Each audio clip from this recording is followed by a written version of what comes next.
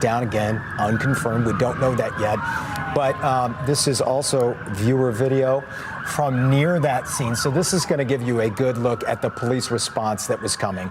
Clearly, anyone who lives nearby probably has heard, and is continuing to hear sirens and police activity there. Yeah, as Lauren was saying, Plymouth, Farmington Hills State Police, nonstop sirens in the area.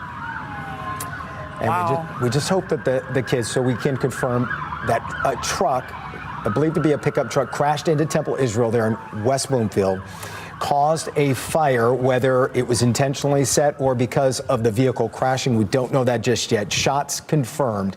Shots were fired here. From people that go there, they say in the area of that crash, if it's right there, those two doors, there would have been armed guards right there in that area. We don't know if they were able to react to this.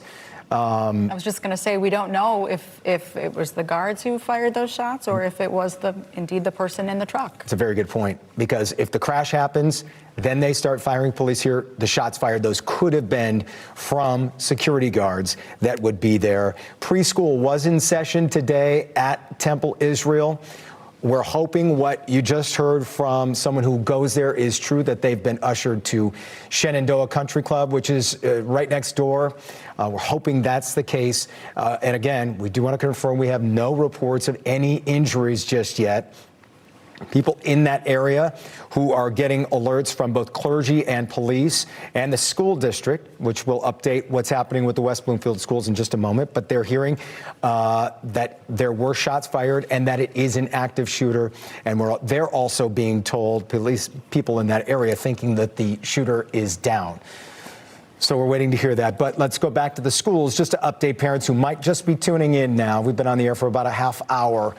And schools in West Bloomfield on lockdown under the situation of going to continue with classes, but schools are locked. No one in, no one out. Same going for all Jewish temples, places of worship right now within the area. Those warnings have gone out to make sure that everyone is on high alert. That's the official statement you're seeing there from West Bloomfield School District, which is letting people know about that and what's happening within the schools, being made aware of that possible situation within the community.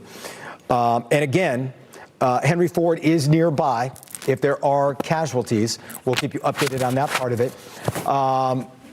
West Bloomfield, there's the statement there. Class is continuing, but students are not outside.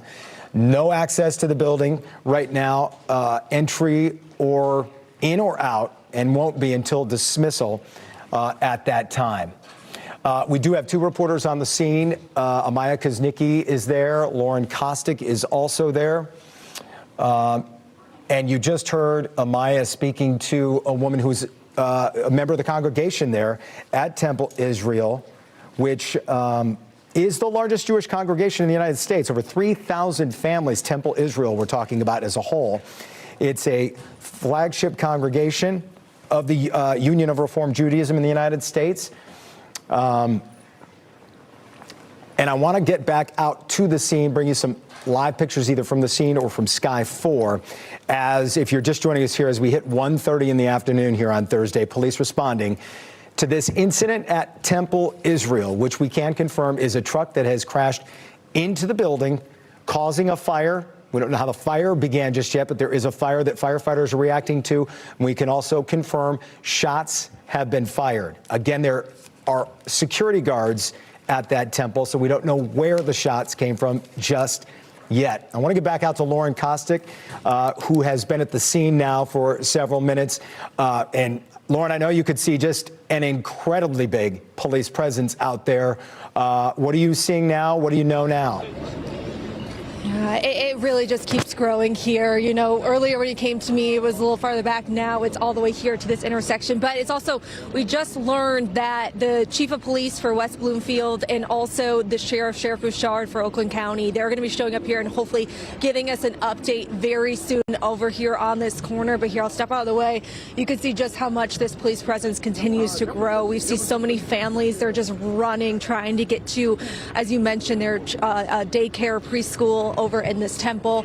We're told they were directed to go over to the country club, so hopefully they're getting some more information over there. You can see these cars pulling out here now. Very organized. They're keeping us media here on this corner for right now, hoping to get that update very soon. But you just see all these flashing lights and so many people waiting for answers right now. But we are hoping to get that update very soon, guys. Lauren, I know this is just people waiting for answers. Kind of, you mentioned standing around nervously, and you again covered the Grand Blanc situation so extensively. Can you describe just the feeling out there today for us? Yeah, definitely this first hour is the hardest. Everyone waiting for those answers, but it's also very scary for these first responders. You know, a lot of times the first ones to respond have no idea what they're arriving to. So we're really thanking them here today. Oh, here we go. We got, looks like armored vehicle, Southfield SWAT vehicle driving in right now. We also saw a bomb squad arrive earlier. You can see an FBI agent here. But yes, so many different agencies responding, and everyone here on this corner just waiting for those answers. But yeah, definitely those first hour is critical, and these first responders that are arriving are just here to help. It seems very organized at the moment. All right, Lauren, and we know a lot of families, a lot of kids go there to Temple Israel on a daily basis. As we mentioned, Hebrew school. Preschool was in session there today. They often have Hebrew school. And we also want to welcome in here Damon Fernandez helping us with this coverage. You just coming down from the newsroom. What are you hearing? Yeah, you know, we're in the newsroom right now trying to filter through the information, confirm what we can confirm, and also get some perspective. Obviously, Temple Israel is a community hub. You mentioned so far that a lot of community members, in addition to the faithful there, you have children there. Just talked to a friend who said that her children attended Mommy and Me there, and she was just there last night. So obviously a lot of people have eyes on this, and the police presence there, the large emergency worker presence there is rattling that community right now as we sift through the information that we can confirm. Again, it's imperative if you don't have business in that area right now, law enforcement agencies are urging people to stay away just because of the chaos in that area right now, the immediacy of it right now. You don't want to put yourself or other people potentially in danger. You know, oftentimes when situations like this happen, there are looky-loos out there, people who are curious. They see what's happening on social media. But again, law enforcement is urging everyone to stay away from that area as they try to sift through this and as we try to find out exactly what we can confirm. Again, a car into the temple. Fire started. We saw people scrambling in that video, trying to get out. It's obviously a chaotic situation out there, and one that reminds so many people. I'm hearing from some people on social media about the church in Grand Blanc. Similar situation. A car into the building, fire set. Really very similar. Bringing back some horrible memories for people. Yeah. And also going on what you just said, reminding people not to go to those areas. This also, keep in mind, I'm sure there are a lot of parents with kids in West Bloomfield schools that are freaking out right now, for lack of a better phrase. But again, those schools on lockdown, they're continuing with classes. Your best advice from police, not to rush to your child's school, because this is not at any school building in West Bloomfield, and you're not going to be able to get your child anyway. They can't get in and they're not coming out. No children are going outside. And just, well, before we talk about kind of the national implications and how it relates to the war in Iran, because you can't help but make those connections, I do want to get back we're going back to Lauren Kostick, who is one of our reporters at the scene. Lauren, do you have new information?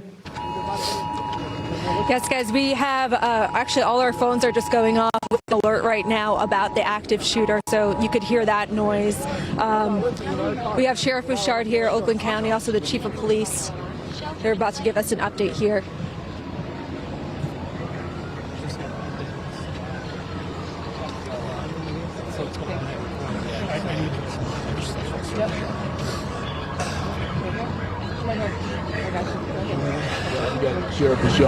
So obviously we've got the chief, West Bloomfield, and their team, incredible. The local security at the temple on top of things. It appears it's still very, very early. Everything's preliminary. At least one individual came to the temple. Security saw him, engaged him in gunfire. The scene, we're not getting any active stimulus at the moment. We have everything here that we need, including, medics and tactical gear. We're looking to see if there's more than one person. We're still trying to figure that out. We're trying to get access to the video. At the moment, we just tell people that shelter in place for at least a mile area until we determine that there's no one else that maybe was on foot and fled the area, until we figure out exactly what's going on, number one. Number two, reunification will be at the JCC, the Jewish Center, and that's where parents will go to pick up their kids. It's going to be secured by law enforcement.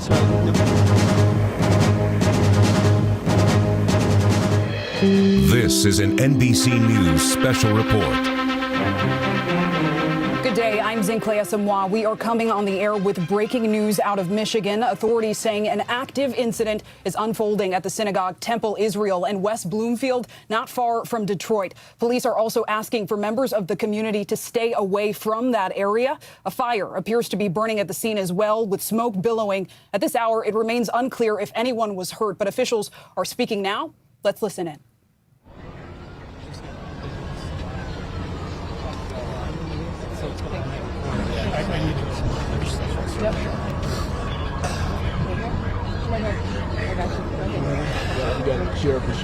So obviously we've got the chief, West Bloomfield, and their team, incredible. Local security at the temple on top of things. It appears it's still very, very early. Everything's preliminary. At least one individual came to the temple. Security saw him, engaged him in gunfire.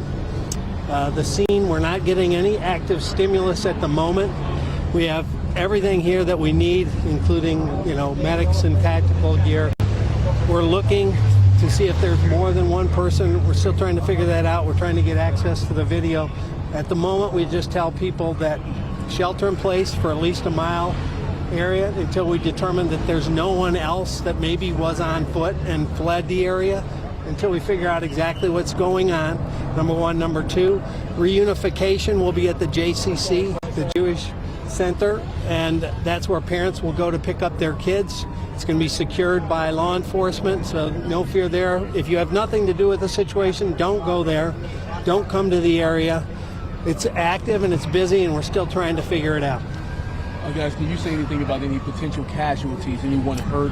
Nobody at the moment has been confirmed to be hurt, except potentially the shooter. Any ties potentially to terrorism? With That's still way early to talk about. We have no idea because we don't even know who the person is at the moment. Has that person been neutralized? We don't have that person in custody. So they're still on the run? It's a work in progress. So that's why we're sheltering in place until we figure it out. It's a big facility with a lot of land around it. Until that gets secured and everybody's comfortable that there's no active threat in that spot, stay away from it, shelter in place. We're told there's a daycare, preschool, are all those kids out? Yeah, everybody's been moved out of the school. We've got a ton of people here. As I said, West Bloomfield got on scene in a heartbeat. Everybody else came from everywhere. Actually, the chief and I have been communicating for almost 2 weeks. Every time I've gotten some intelligence from the national level, I've been sharing. We've been talking for 2 weeks about the potential, sadly, of this happening. So there was no lack of preparation. In addition, all Jewish facilities in the area are going to have a lot of extra presence around it until we figure this out. What about the school up the street, Pleasant Lake? Is it safe over there? Pleasant Lake Elementary was right here? Well, again, we would tell everybody to shelter in place. Okay. Was there any security at this temple, as you mentioned? Yes, there was. Okay. And they engaged the threat. So there was one person that approached the security guard and... That's still a work in progress. Okay, and then shots were fired? Shots were fired. There are reports that somebody crashed with a vehicle into a building. A vehicle was involved. Did it reach the building? We're going to get into more details when there's time for that, and the chief will lay out exactly, specifically what happened. But we just want everybody to kind of know what's happening as we get it.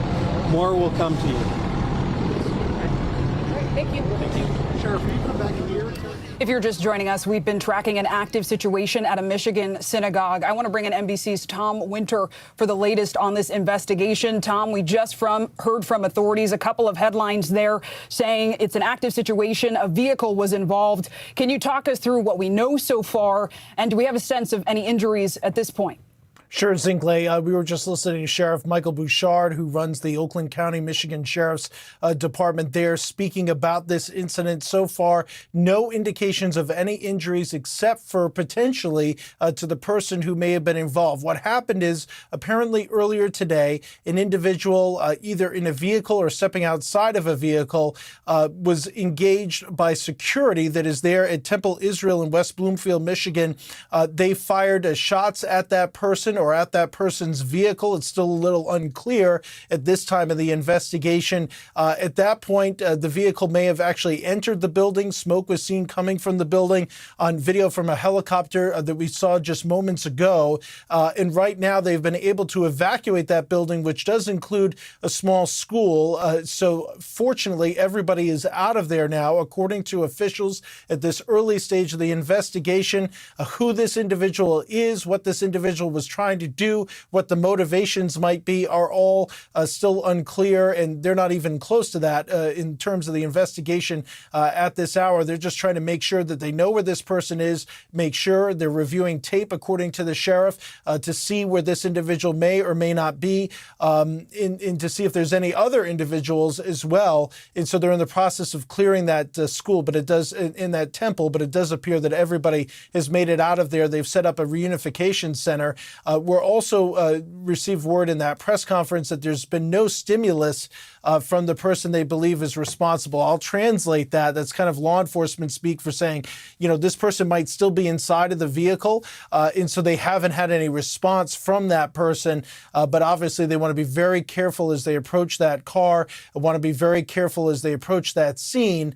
There were reports, I think we've seen from our own eyes here on the video, coming from the scene of bomb squad en route, potentially just to make sure that there's no sort of explosives or any incendiary devices on that vehicle. But again, it's still very, very early here, Zinkley, and all we really know at this point is there doesn't appear to be any injuries outside of the potential suspect that's involved here. This incident does involve a vehicle going into this Temple Israel facility, and obviously law enforcement is very concerned. Look, you heard them talking about it there. They're getting information that's being passed to them through official channels from federal law enforcement in this country. Everybody is acutely aware of what's going on in the world, the ongoing war with Iran, Iran's proxies, and what's happening in the Middle East. And you see the threats that have been passed along, some unverified, some not, here in this country. And so everybody is concerned when it comes to these sensitive religious sites, including this temple, according to the sheriff. Yeah, absolutely. And we know, as you say, Tom, it is a rapidly evolving situation. To the point of the landscape, I do want to bring in our national affairs and justice correspondent, Kelly O'Donnell. Kelly, we know this is a synagogue, a house of worship. As Tom said, we believe there's also a school, and it's happening in the context of the war with Iran. Walk us through the considerations here as we're figuring out what happened, who did it, and why. As we've all been watching this, you can see in the pictures coming from the scene the enormous law enforcement presence there. That is an indication, a measure of how sensitive these matters are. Of course, in other communities around the country, we've already seen an elevation of security around especially religious sites and especially those in the Jewish community. This particular location is home to a community of 3,000 Jewish families. As you pointed out, there is a school, there is child care on the site, and it is a hub of the community, as it's been described by those who live there. And so because of the wider context of the war with Iran, and also, of course, remember, Detroit is always sensitive to these issues because not only is there a prominent Jewish community, but it's one of the largest communities inside the United States of Arab American communities of various nationalities. And so there is a coexistence that exists in Michigan that is particularly attuned to these issues. And so what we have seen is the FBI director has already put out that his resources are going to support those here in Michigan. Of course, there is a field office in Detroit, and any additional things they need are in place. In addition, we've seen how Governor Gretchen Whitmer has called this heartbreaking. It is a measure of the sensitivity of the moment. As we're still learning details here, we know that historically there have been a number of deadly attacks associated with Jewish communities, synagogues, related museums and so forth here in the Washington, D.C. area. And so because of that, there is a heightened sense of not only ongoing daily security, and in this instance, we understand that it was the security on the property that engaged that person who was driving a truck toward them. That was the first line of defense. Those kinds of defenses are being hardened in many communities around the country as a standard precaution that is a posture they take regularly, and then they heighten it in the climate that we're in right now, with the U.S. engaged in Iran, with heated rhetoric, with threats, and as simply to be cautious. And so as this unfolds, we'll learn more details, but there are clearly federal resources here, community-based resources, and a lot of worry in that neighborhood. Absolutely. Anxiety is understandably high. Kelly, thank you. I want to bring in former ATF special agent in charge and NBC News law enforcement analyst Jim Kavanaugh. Jim, we heard Kelly say FBI personnel on the scene. That's confirmed by FBI Director Kash Patel. Walk us through what comes next here. What kind of law enforcement response should we expect? Well, it's all hands on deck. You're going to have all the federales. You're going to have the Michigan State Police, the sheriff, all the city officers around the greater Detroit area there. But the critical thing is finding the attacker. And he may be wounded. So alerts to the hospitals, and the clinics in the area. Could somebody come in? That's what they got to do. He may be in a manic phase. He may want to still launch another attack. Jim, thanks so much. Well, that concludes this NBC News special report. We will have more ahead on NBC News Daily and a full wrap-up tonight on Nightly News. I'm Zinklea Samwa. Stay safe and stay well.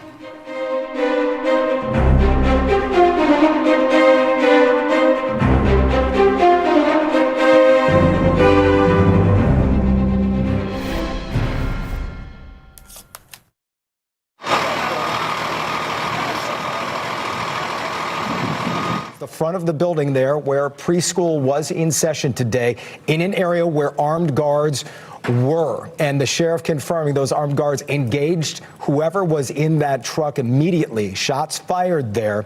A fire has broken out there, and we've seen from Sky 4 smoke billowing from both the front and the middle of the building. Local schools on lockdown. Parents not advised to go get your kids right now. You are only going to be in the way of law enforcement, and this is not at a school building.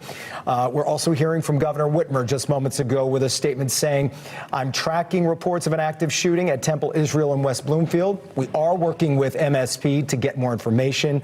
This is heartbreaking. Michigan's Jewish community should be able to live and practice their faith in peace. Anti-Semitism and violence have no place in Michigan. I'm hoping for everyone's safety. Thank you to law enforcement for their swift action. And the other part of law enforcement's message is there's a reunification that will happen that will be at JCC. And from what we heard from people on the scene who go to that temple, they said the preschoolers, they believe, were ushered over to Shenandoah Country Club. Not sure if they'll be reunified later at JCC or if that's where they will be picked up. But we're hoping every child who is there and has gotten to safety. But we know this is a large campus. It's a huge target for terrorism of the Jewish faith because it is one of the biggest faiths, Temple Israel, of the Jewish faith in the country. Yeah, and just to recap again what Sheriff Bouchard told us, this is what he can confirm right now. At least one person came to the temple security. We're told there's good security there. They saw him and engaged at the time. Sheriff said that they're looking to see if there may be more than one actor in this situation. He's urging everyone in a mile radius of Temple Israel to shelter in place for now. Again, reunification of everyone involved who was in that building will happen at JCC. He's describing this scene, as you take a look at it right there, smoke still billowing from the building. He's describing it as active, busy, and chaotic. He did confirm that everyone was moved out of the school and that all Jewish facilities will have extra security in place for now. And those are live pictures, and you're getting a sense of that dark billowing smoke there that we're seeing from the middle. And you can also see what appears to be maybe some firefighting efforts at the very front where perhaps that truck crashed. But Lauren Kostick, one of our reporters on the scene. Lauren, what are you seeing? Yeah, we have definitely seen more firefighters showing up. Actually, a few walking back there right now. You got that SWAT vehicle here. Also, you see Farmington Hills, this squad fire truck here. More first responders going in. We did, like you said, get an update from the Oakland County Sheriff, Michael Bouchard, just 10 minutes or so ago. He's hoping to give us another update soon. But from what he said one person came to the temple here, Temple Israel, and security did see him coming, and there was that exchange of gunfire. No one was hurt except for possibly the gunman. You can hear more sirens. This has been constant around here on this intersection. As for that gunman, the sheriff told us he is not in custody right now, and that search continues, which is why you are seeing a response like this here. They are still trying to determine if anyone else was involved. So there is a presence at a lot of the schools around here, a lot of the temples. We are told a 1 mile radius for people to shelter in place. There is a lot of parents that were showing up because of the children inside. I did ask the sheriff. He said yes, all the children were able to get out, all the employees. And that Jewish community center is the location for parents to come get their children. But a lot of people showing up here just frantic, walking down there trying to get some information. But again, just constant police presence and firefighters, first responders, SWAT. We saw the FBI, so many people showing up trying to help. It's been a little chaotic to try to get cars in and out. There was actually a tree cutting service over here. They had to get out, but just a constant response as search for this gunman right now, and it's not clear where he is. They're trying to get video. They told us they're trying to get video from the temple to kind of give them some clues, but just so many people. Here's another city of Novi showing up here with tactical gear on. I'm gonna have my photographer kind of pan. You could just see it is constant, and compared to when we got out here an hour ago, they are now parking even farther down the road. But this is where we are told to wait for updates, so we're hoping to get another one from the sheriff very soon. Lauren, let me jump in real quick. We're getting a confirmation from a police source that the shooter is dead in this. Again, shots were fired either by security or this person who crashed their vehicle into the temple. And police sources telling us right now that the shooter is dead. And again, Mike Bouchard, the sheriff of Oakland County, did mention they can't confirm if there was only one person involved here. Yeah, Sheriff Bouchard made it very specific that they could be looking for possibly another person. They're still trying to figure that out. That's why they have such a large radius and asking people to shelter in place, because he said that they can't confirm whether or not there was another actor. And let's go back. Let's go to a soundbite from Sheriff Bouchard just to wrap up what he was telling us right now. And their team, incredible. Local security at the temple on top of things. It appears it's still very, very early. Everything's preliminary. At least one individual came to the temple.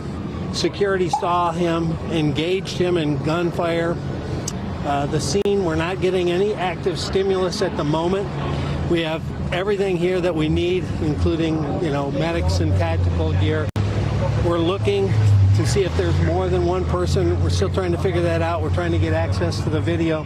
At the moment, we just tell people that shelter in place for at least a mile area until we determine that there's no one else that maybe was on foot and fled the area, until we figure out exactly what's going on, number one. Number two, reunification will be at the JCC, the Jewish Center, and that's where parents will go to pick up their kids. It's going to be secured by law enforcement, so no fear there. If you have nothing to do with the situation, don't go there. Don't come to the area. It's active and it's busy, and we're still trying to figure it out. Guys, can you say anything about any potential casualties, anyone hurt?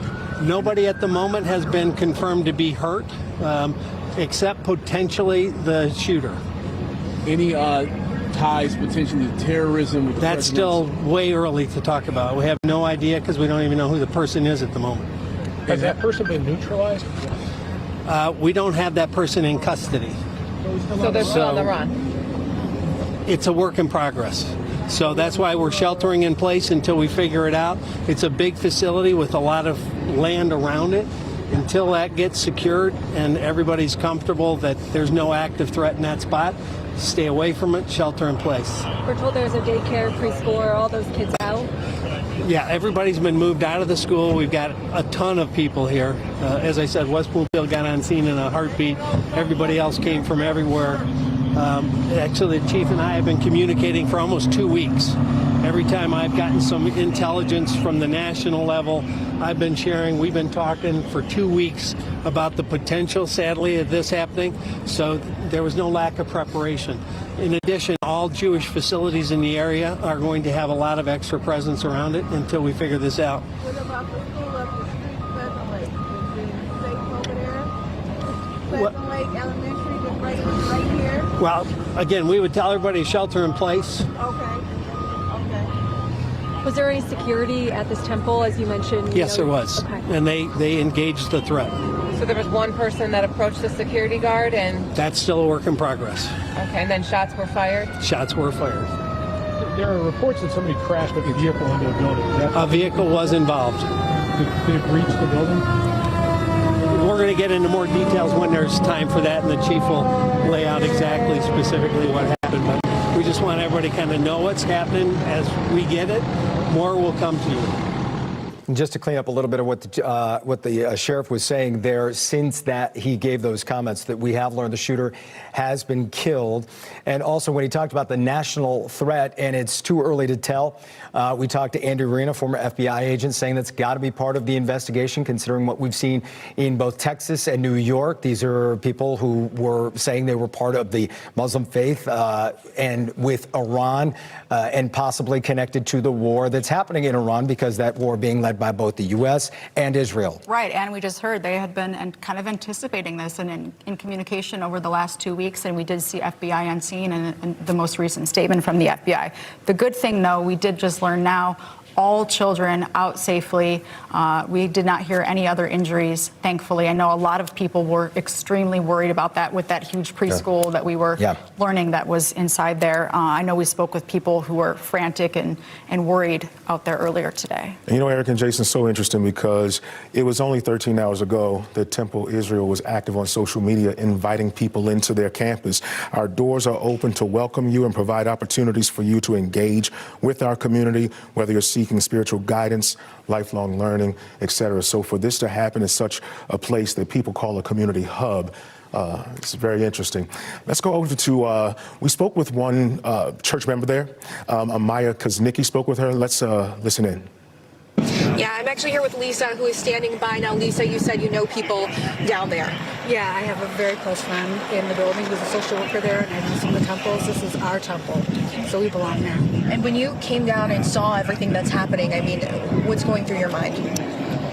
I'm scared to death for my friends. I mean, I've never seen anything like this. I've never seen this kind of, this number of police officers out here. And my first thing, to be honest, were the children. There's a whole, daycare program in there, and parents and grandparents have been coming, and they're scared to death for their children. And I know I asked you if you had talked to those people that work inside, and you said you don't even want to bother them because you just want them worrying about getting to safety. Yeah, I was afraid to even call. I mean, if they're hiding, I don't want their phones to ring. You don't know what's going on.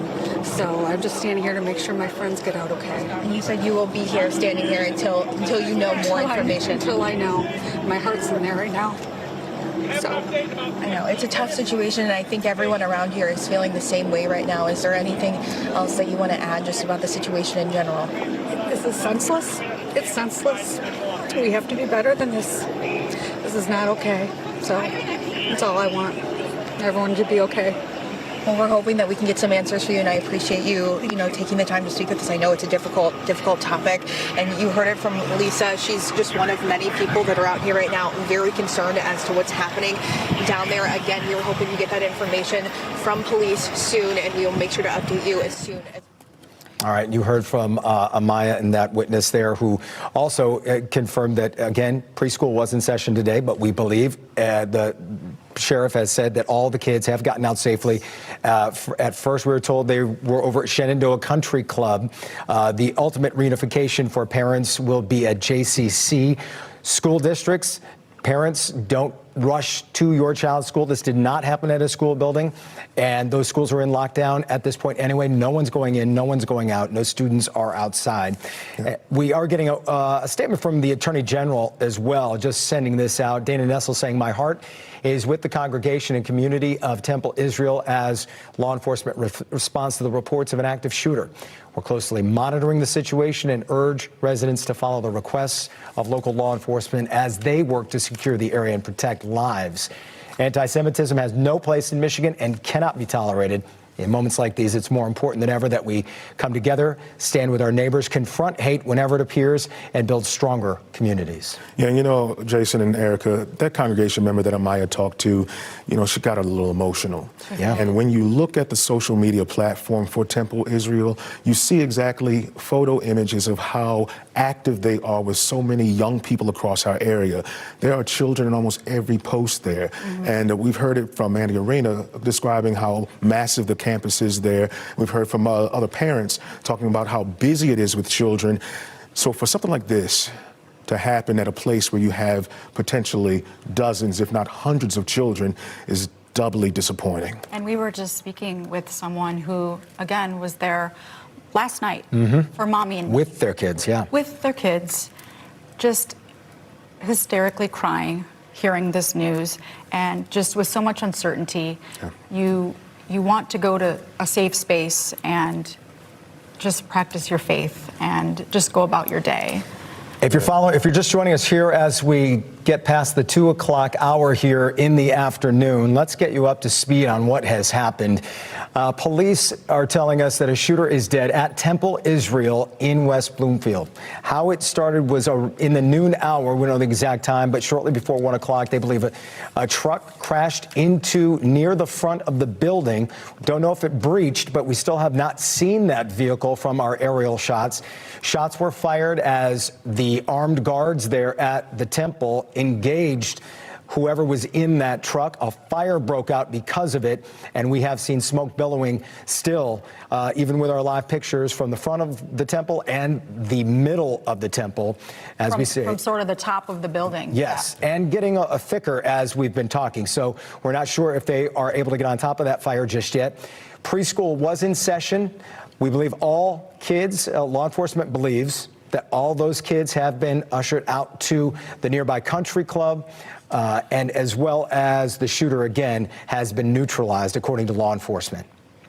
Yeah. And as this investigation continues, the sheriff did make a point that they are still looking to see if there may be more than one actor in this case. And again, as Jason mentioned, the reunification area is at the JCC, and that's where Amaya Kuznicki is right now. Let's check in with her again. Hey there, Amaya, what can you tell us? Yeah, so we just pulled up to the JCC not too long ago, and we can't get inside, so we are parked right outside. They have police blocking things off, I'm sure, to just make sure these families feel comfortable. Again, this has been a very traumatic, and it's been a hard day on these families. As you played that interview earlier of just a woman who knew someone inside, and she was shaken up and emotional, so you could only imagine how a parent would feel to one of these children, or even a family member of a worker that was inside this area. It's still a very, very heavy police presence down where Lauren is. Over here, it's a little bit quieter, but we do see a few people standing outside in the parking lot, but there's not too much that we can see from where we are. But again, we totally respect these families' privacy, and we understand why they're not letting us in right now at this moment, but we're hoping to get some more information from the JCC to you guys as soon as we can. Maya, you know, you can only imagine that police and law enforcement are being very cautious right now because they don't know who's coming, who's going. So they're still monitoring the area right now, as the sheriff told us, to find out if there may have been another actor. So again, parents, keep that in mind, or community members, if you do have to travel over to the JCC for reunification, just know that there is heightened security and there may be some vetting as you try to get through that area. Also, just talking to another friend who had some activity at the center last night, telling us that it was pretty busy because there was a celebrity cupcake baker there last night. So keep in mind how busy and active that center was across the community members and for people in that area. And once again, too, sorry. No, go ahead. Yeah, just again, this is still a very active situation. It's at Walnut Lake and between Drake and Farmington. Still avoid this area. Look at that. Avoid this area. We've got so many different agencies responding to this area, so please avoid this 1 mile radius. We've got Plymouth, Farmington, Farmington Hills, FBI on scene.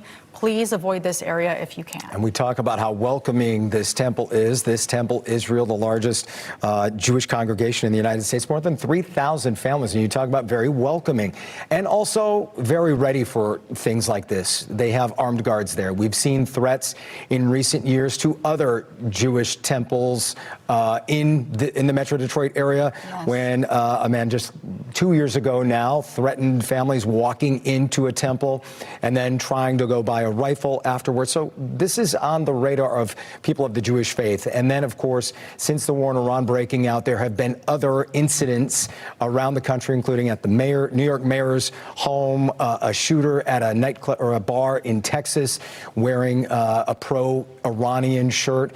And again, we don't know if that's connected to this, but this is why people of the Jewish faith are always on higher alert when it comes to being at temple or going there, and when school is in session. And these guards appear to have been ready for whatever happened there today. And again, we don't know exactly what went down, but we know a shooter is dead and that a fire has broken out, and firefighters are currently trying to put that out. Yeah, and I can tell you, just for perspective, even though this happened at a Jewish center today, there are churches across Metro Detroit who are having these types of security discussions. Mm-hmm. You know, most recently, one that we can compare in terms of the activity here was in Grand Blanc at the Church of Latter-day Saints. But I can tell you, even in the Catholic faith right now, many of our churches are talking about security. My own church, I go to Sacred Heart here in Detroit. Extra guards, They're video. asking for people to volunteer to be on a security detail right now. So these types of conversations are happening across churches, across faith groups, knowing that there's the potential for vulnerability for anyone right now. And as we heard, Sheriff Bouchard had been having these conversations over the last 2 weeks, tragically preparing for possibly something like this potentially happening. And like you say, we already know just from living here. We know this happens, not just, we say, in our backyard, but the sheriff has now responded to several of these incidents, including Oxford High School, where they are responding to active shooters, and as well as we've seen threats at churches. You mentioned Grand Blanc. Other temples have been targeted. As you see the live pictures there of the police presence, officers still walking around, but we did tell you that the FBI has weighed in on this earlier. FBI personnel are on scene here investigating this with their partners in Michigan and responding to this came in a little while ago. They called it an apparent vehicle ramming. We can confirm a vehicle did ram the temple, and there was an active shooter situation. So the FBI on scene, that's from Kash Patel, the FBI director on X, not a short while ago. And of course, the governor has also weighed in on this with a statement not too long ago, tracking reports of the active shooter at Temple Israel. We are working with Michigan State Police to get more information. The governor called it heartbreaking. Michigan's Jewish community should be able to live and practice their faith in peace.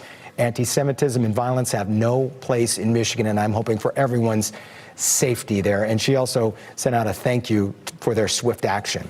Yeah, Michigan Attorney General Dana Nessel, she also issued a statement, and you see it on your screen right there, saying, "My heart is with the congregation and community of Temple Israel as law enforcement responds to reports of an active shooter." It goes on to say, "We are closely monitoring the situation and urge residents to follow the requests of local law enforcement as they work to secure the area and protect lives." It goes on to say, "Anti-Semitism has no place in Michigan and cannot be tolerated in moments like these. It's more important than ever that we come together, stand with our neighbors, confront hate whenever it appears, and build stronger communities." And as we heard from Sheriff Bouchard, he's describing that scene out there, and you can see it from those live pictures. He's describing it as very busy, very chaotic, and very active. So you can definitely see that going there won't do anyone any good because it's so chaotic in that area right now. I wonder if we can go back to Sky 4 and just get a live look at the... we don't have that currently. I don't know. Do we have any live pictures of the building itself? Because we do know that fire had broken out. We're trying to keep an eye on that, but we don't have that at the moment. But we can tell you there had been a fire since this happened. And it appeared at one point in two areas. Yes, of the from building. the front and right in the middle. It looks like here we have a couple of officers on standby right It looks now. a little calmer, but this just could be a different area That we're angle, looking yeah. at too. You know, they're setting up a perimeter around the area. Yeah. Again, Sheriff is reminding folks to shelter in place right now, and he's asking for folks within a mile radius to shelter in place right now. And here's video from earlier where the smoke that Erica and Jason were describing, you can see that coming out of the building there on the rooftop. Yeah, and at out one point the front you door could there. see people scrambling. It was extremely chaotic the way Lauren Kostick and Amaya Kuznicki were describing people running, and then we could also see, again, people on social media posting videos hiding in their cars at one point. And just to describe the out front there, they have those ballasts in place, and if you saw that shot there in two different entrances, there you see it right above the banner there. They're still in place in that spot, and over by the ambulance to the right of your screen, those two barriers also still in place, but it does appear where that fire truck is there on the right part of your screen, that is where it may have made entry into the building or hit the building. So perhaps driving around those two barriers, which are still, as we say, in place there as they try and figure this out and get on top of the fire. And it's not unusual when we have a situation like this for police to wave the news helicopter away from the area just to make sure it doesn't interfere with what they're trying to do. Sometimes that can be, it's just too noisy, it can cause too much chaos, and they have a job to do. Yeah. So they're trying to keep an eye on it. And there you get a good look at just how big Temple Israel is. As we say, more than 3,000 families. There's a Hebrew school there. Preschool was in session. A lot of homes right there nearby. Quite a huge preschool as well. Yes. A lot of kids there. The one parent we talked to said couldn't be overstated how massive the school is. Yes. You know, Jason and Erica, you guys point out the bollards there in front of the building. And we know, we've seen it here in Metro Detroit, most recently at the airport, where they're a safety measure. But they're not full stop. We saw a car go through the bollards at DTW Airport, Metro Airport, and go right inside past security. So it's a safety measure. But the reassuring thing is that we've heard from multiple sources now that security was in place and that security worked. Once again, we've also been told that security, very, very good, not only from folks who go there, but also from Andy Arena, former FBI, who's trained over there as well. Yeah. And we have another statement from Senator Alyssa Slotkin coming in right now. Take a look at your screen. It says, quote, "I am closely tracking the active shooter situation at Temple Israel in West Bloomfield Township, a place I know well. This is another frightening event that is still being cleared." It goes on to say, "Please continue to follow local law enforcement guidelines and avoid the area. They are actively working the scene. My team and I will continue to be in close contact with law enforcement agencies and local officials. All communities deserve the right to worship safely. All communities and acts of terror and anti-Semitism must be condemned and dealt with to fullest extent of the law."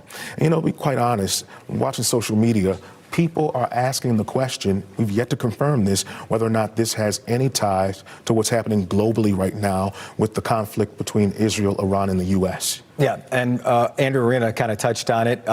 Sheriff Bouchard a little bit didn't obviously want to confirm anything, but as a law enforcement member, especially in the FBI, they have to consider that. We've seen two incidents already in the U.S. that are tied to the war in Iran.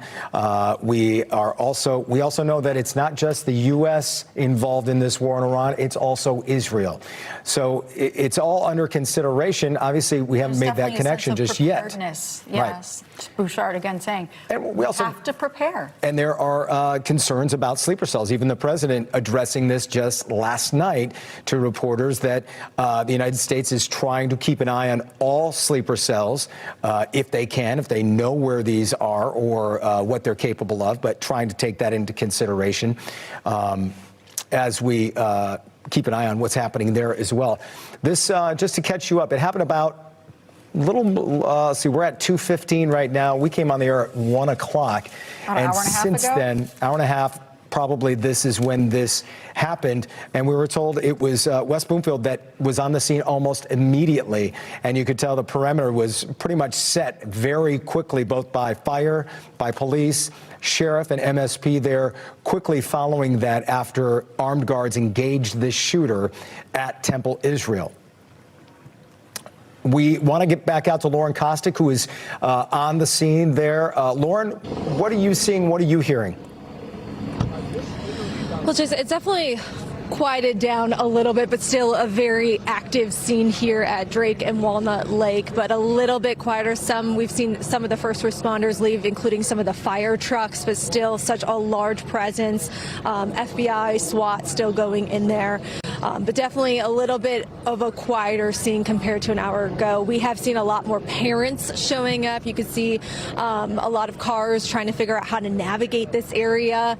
Again, everyone is told to avoid it.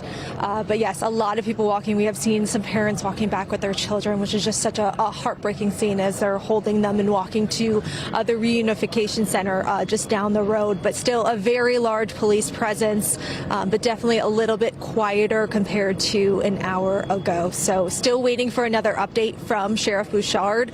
We are keeping an eye out for him. He did tell us this is where media staging will be, but we are hoping to get a little bit more information from him very soon. But it seems to be a little quieter and calmer, but still very large police presence here on Walnut Lake. Lauren, I know you're a ways away, but when you see the parents walking back with their kids, any indication where they're coming from? Is it from JCC? Is it from Shenandoah Country Club? And just what do you notice about their emotions?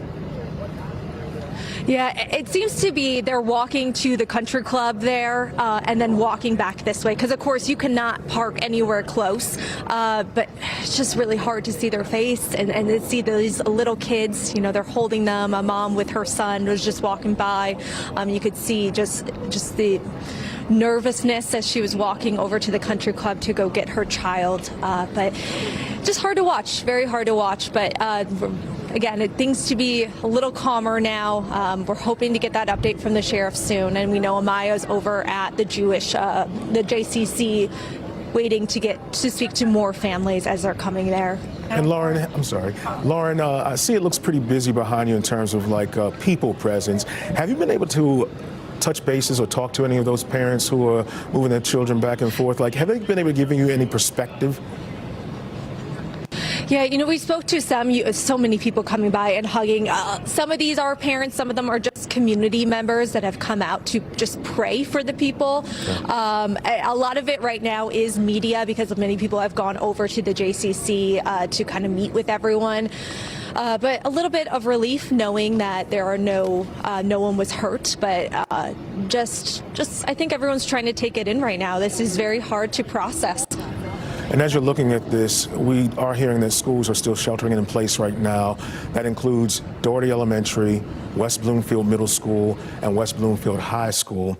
The school district just sent us this information about the shelter-in-place order. This means for all buildings, parents will not be able to pick up their children until we have an all clear from the police. Again, parents, you can't pick up your children until there's an all clear from police.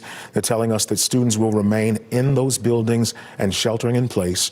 No one in or out of the building.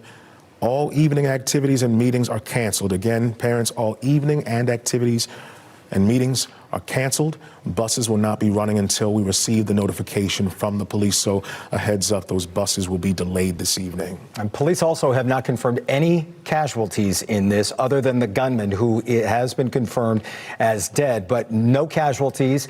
The sheriff did point out medics are on scene. Henry Ford Hospital is 1 mile away from the scene of this. So that part of it is good news, and it appears that all the kids have been. Are we calling him a gunman, or do we know if that person fired shots? They have confirmed active shooter, but again, the sheriff also pointed out that they don't know if the shots were just from the armed guards. They engaged whoever this assailant was. Yes. This attack could have been just with the vehicle or with some sort of incendiary device. Yeah, we still are waiting to hear a lot of that too. Yeah. Amaya Kuznicki is also at the scene for us, and let's get an update from her. She's at JCC, where families are expected to be reunited with their loved ones. Yeah, there's still not much action going on out here, guys, but I did just go talk with the police that are blocking the entrance right here, and he said that there also are families reuniting at Shenandoah. So I know we're trying to learn more information about that, if we can, connect with some of these families that are seeing each other for the first time after this horrific incident that happened. But there's not much that we can see. Again, they're being very cautious about who's getting in and out of this area, which we understand. For one, they're trying to respect privacy, respect space, but also this is a situation that they're just trying to be extra careful. They just want to avoid anything else happening. So we are keeping our eyes on things, and we'll make sure to update you as soon as we learn more information. But for now, the only thing I can really see is a fire truck that's out there in the front, but we are on the outside of the building, so we can't get inside. So I don't know much that's going on within the JCC grounds. All right, Amaya, we appreciate it. And we know you're going to stay there. Keep an eye on as those families who could be reunified or reunited with their loved ones. It'll be at JCC is where the sheriff wanted people to go there. And again, just to establish this, We that do have no it confirmed, casualties. though. Gunman is confirmed killed. Yes. And we are saying this was a shooter. The police believe this was an active shooter. And shots were exchanged.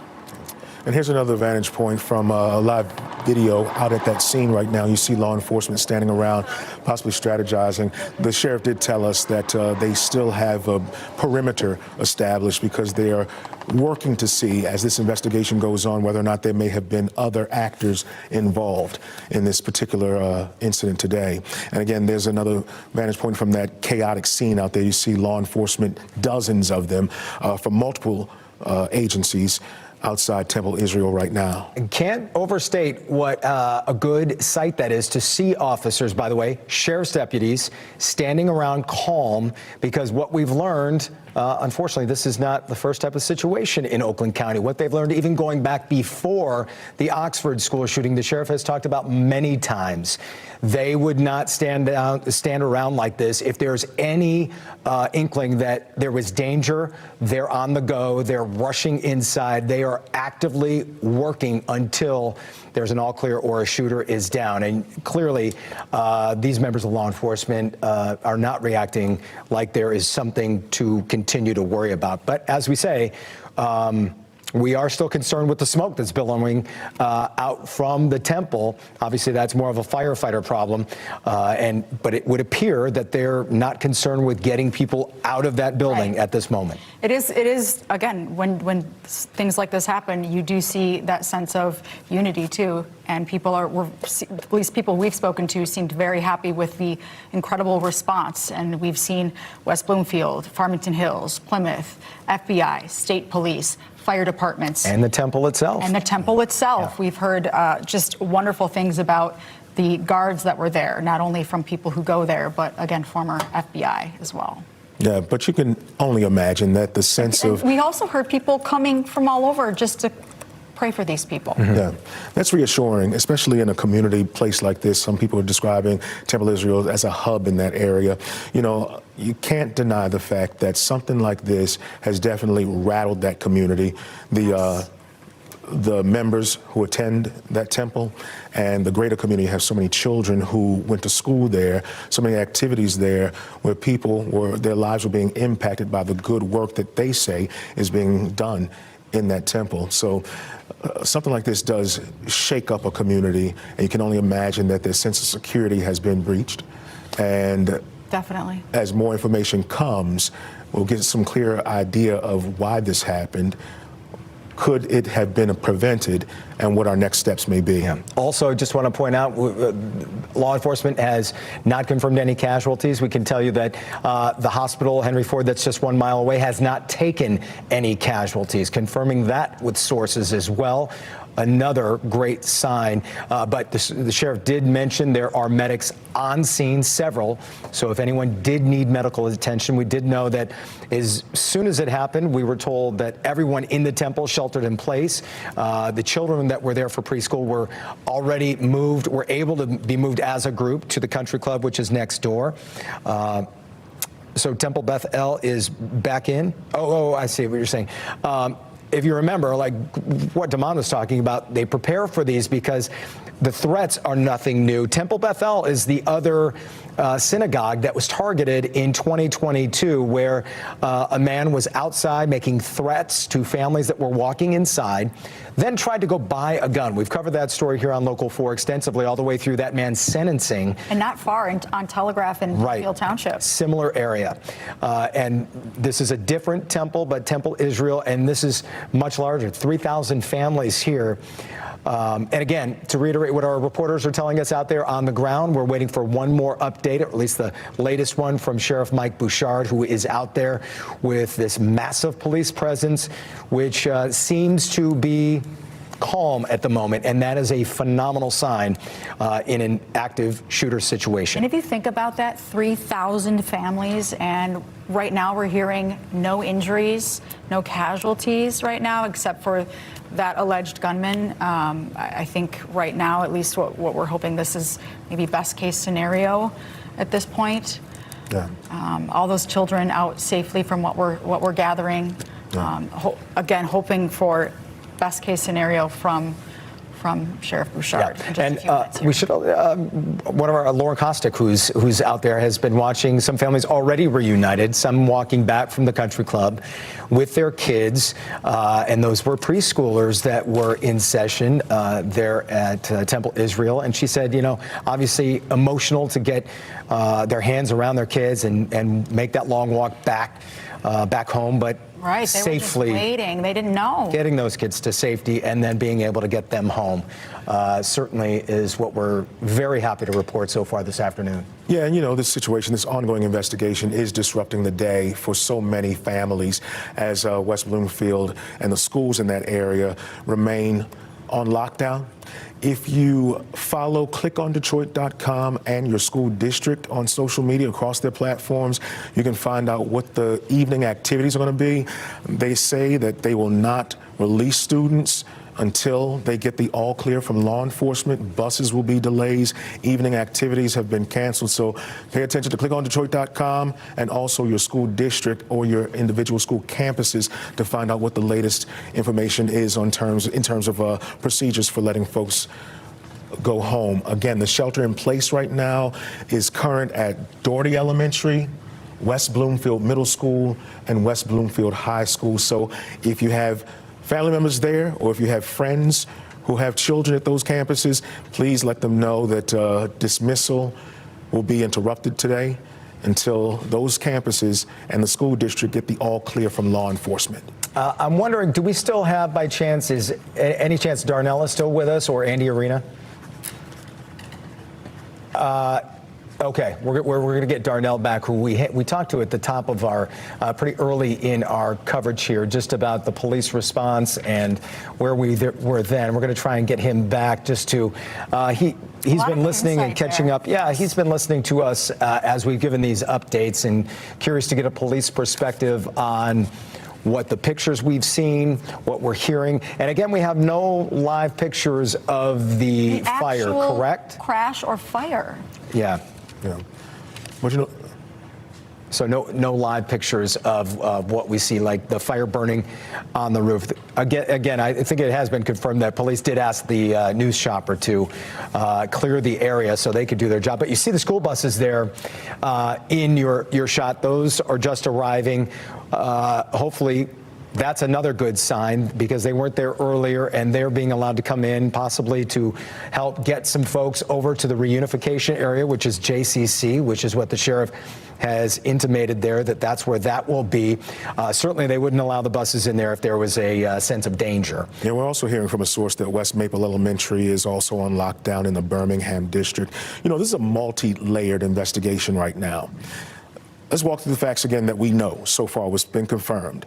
You had a vehicle breach the building, an exchange of gunfire, a fire at that building.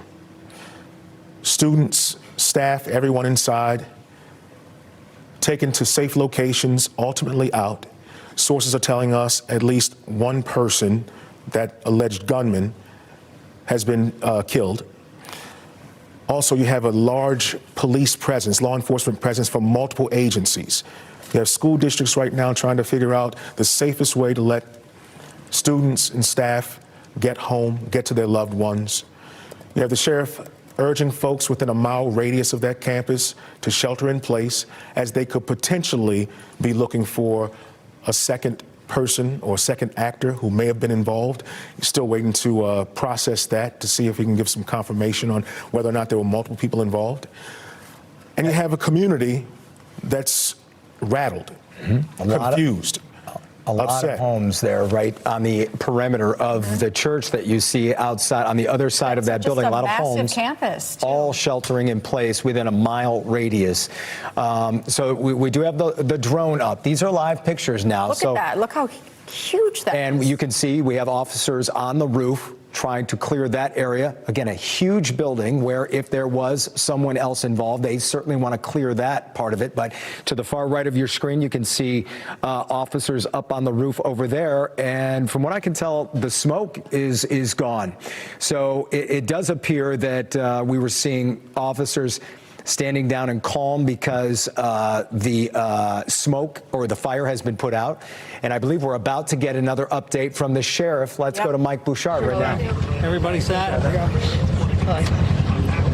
Okay, so again, this is all going to be super preliminary stuff. And anytime you have a situation like this, information changes and evolves. Here's what we know so far. A car came to the facility, breached the facility by driving into it, was engaged by security. We believe there is one individual deceased in the vehicle. It's been complicated because there was some fire, to say the least, with that vehicle. We believe that individual is deceased. No kids, this is the important thing, no kids or no staff is injured whatsoever. Okay?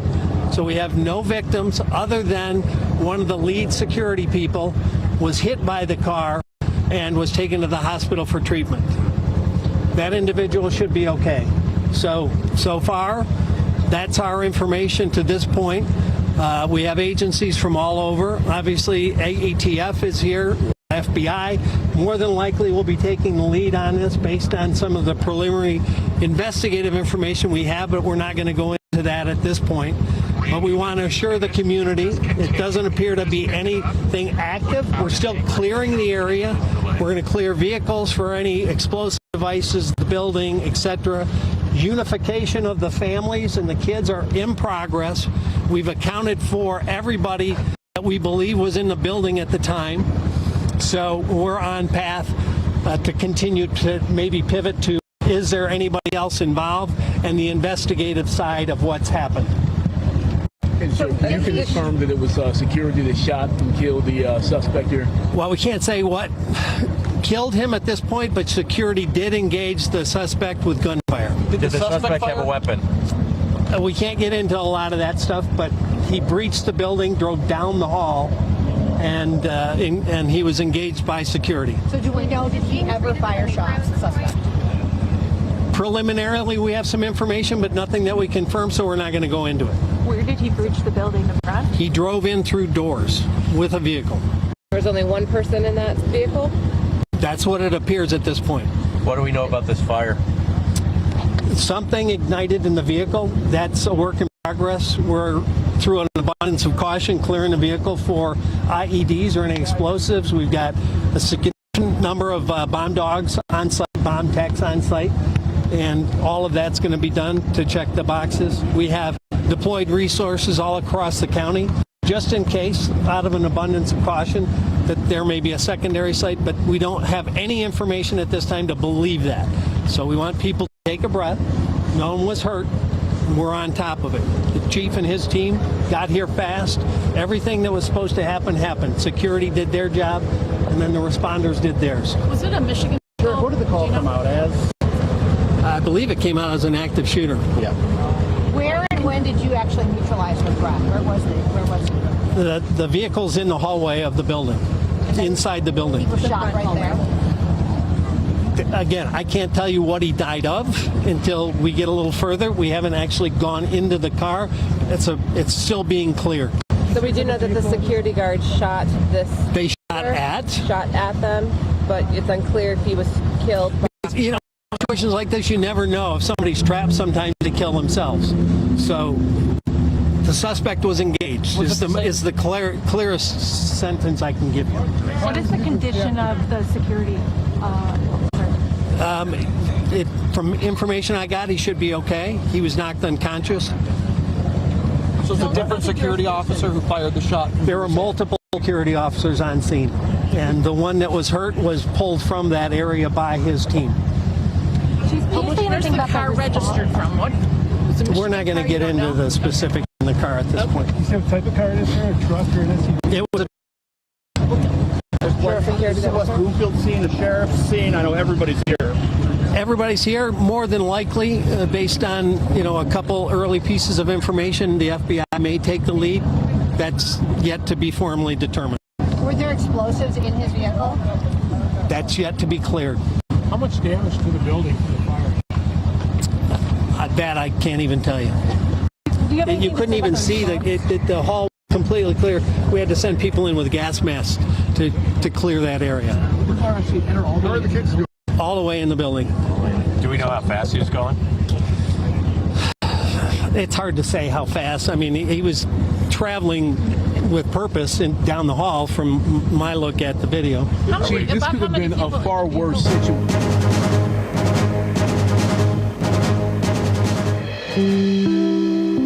This is an NBC News special report. Here's Kelly O'Donnell. Good day. We're coming on the air with breaking news out of Michigan. Police are providing an update on an attack at a synagogue, Temple Israel, in West Bloomfield, a suburb of Detroit. Now, this comes as two senior law enforcement officials briefed on this incident tell NBC News that a suspect is dead. That attack happened earlier this afternoon. Let's listen to authorities. Okay, so again, this is all going to be super preliminary stuff. And anytime you have a situation like this, information changes and evolves. Here's what we know so far. A car came to the facility, breached the facility by driving into it, was engaged by security. We believe there is one individual deceased in the vehicle. It's been complicated because there was some fire, to say the least, with that vehicle. We believe that individual is deceased. No kids, this is the important thing, no kids or no staff is injured whatsoever, okay? So we have no victims other than one of the lead security people was hit by the car and was taken to the hospital for treatment. That individual should be okay. So far, that's our information to this point. We have agencies from all over. Obviously, ATF is here. FBI more than likely will be taking the lead on this based on some of the preliminary investigative information we have, but we're not going to go into that at this point. But we want to assure the community it doesn't appear to be anything active. We're still clearing the area. We're going to clear vehicles for any explosive devices, the building, etc. Unification of the families and the kids are in progress. We've accounted for everybody that we believe was in the building at the time. So we're on path to continue to maybe pivot to, is there anybody else involved, and the investigative side of what's happened. So you can confirm that it was security that shot and killed the suspect here? Well, we can't say what killed him at this point, but security did engage the suspect with gunfire. Did the suspect have a weapon? We can't get into a lot of that stuff, but he breached the building, drove down the hall, and he was engaged by security. So do we know, did he ever fire shots, the suspect? Preliminarily, we have some information, but nothing that we confirm, so we're not going to go into it. Where did he breach the building, the front? He drove in through doors with a vehicle. There's only one person in that vehicle? That's what it appears at this point. What do we know about this fire? Something ignited in the vehicle. That's a work in progress. We're, through an abundance of caution, clearing the vehicle for IEDs or any explosives. We've got a significant number of bomb dogs on site, bomb techs on site, and all of that's going to be done to check the boxes. We have deployed resources all across the county, just in case, out of an abundance of caution, that there may be a secondary site, but we don't have any information at this time to believe that. So we want people to take a breath. No one was hurt. were on top of it. The chief and his team got here fast. Everything that was supposed to happen happened. Security did their job, and then the responders did theirs. Was it a Michigan? What did the call come out as? I believe it came out as an active shooter. Yeah. Where and when did you actually neutralize the threat? Where was it? The vehicle's in the hallway of the building, inside the building. He was shot right there. Again, I can't tell you what he died of until we get a little further. We haven't actually gone into the car. It's still being cleared. So we do know that the security guard shot this. They shot at them, but it's unclear if he was killed. You know, situations like this, you never know if somebody's trapped sometimes to kill themselves. So the suspect was engaged. Is the clearest sentence I can give you. What is the condition of the security officer? From information I got, he should be okay. He was knocked unconscious. So it's a different security officer who fired the shot? There were multiple security officers on scene, and the one that was hurt was pulled from that area by his team. Where's the car registered from? We're not going to get into the specifics in the car at this point. You say what type of car it is, sir? A truck or an SUV? It was This is the West Bloomfield scene, the sheriff's scene. I know everybody's here. Everybody's here, more than likely, based on a couple early pieces of information. The FBI may take the lead. That's yet to be formally determined. Were there explosives in his vehicle? That's yet to be cleared. How much damage to the building from the fire? That I can't even tell you. You couldn't even see the hall was completely clear. We had to send people in with gas masks to clear that area. Did the car actually enter all the way? All the way in the building. Do we know how fast he was going? It's hard to say how fast. I mean, he was traveling with purpose down the hall from my look at the video. Chief, this could have been a far worse situation considering the severity of it, him getting into the building, whatever may have been in the vehicle. Talk about just the response, those security guards, and how this could be far worse than what we're reporting and seeing right now. No, absolutely. In fact, what I would tell you is I am deeply proud of the response, not only from the security that was on site, but also of all the police officers and the firefighters that are here right now. We train on active shooter events a lot. The county has a consortium, OCTAC, that trains the entire county on active shooter tactics, and that's something that we believe in and that we support, and I think that training certainly helped to mitigate what happened here today.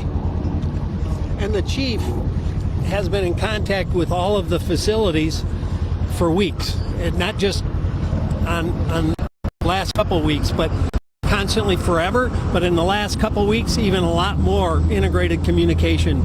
I mean, there are always, and all of the agencies in Oak County are partnering with their religious institutions and schools, and anytime there's a concern, there's communication, there's extra patrol, extra attention, extra warnings. That had all happened for the weeks leading up to this. And the team inside that building was very queued up, and I know the chief had communicated directly with their head of security weeks ago. Were there any directed threats at this specific temple? There was no specific chatter about any institution or facility in Oakland County, but they were all on alert. Sure, if we see vehicles leaving, is the all clear been issued? Is the shelter in place still in? It's still in place until we clear vehicles and make sure there's no IEDs or other secondary potential, but we believe there's nothing active at the moment. Thank you so much. Thank you. Thanks, Yep. So likely that there could be another press conference here, maybe within the next 2 hours. Okay. Something like Thank that. you. Yep, same place.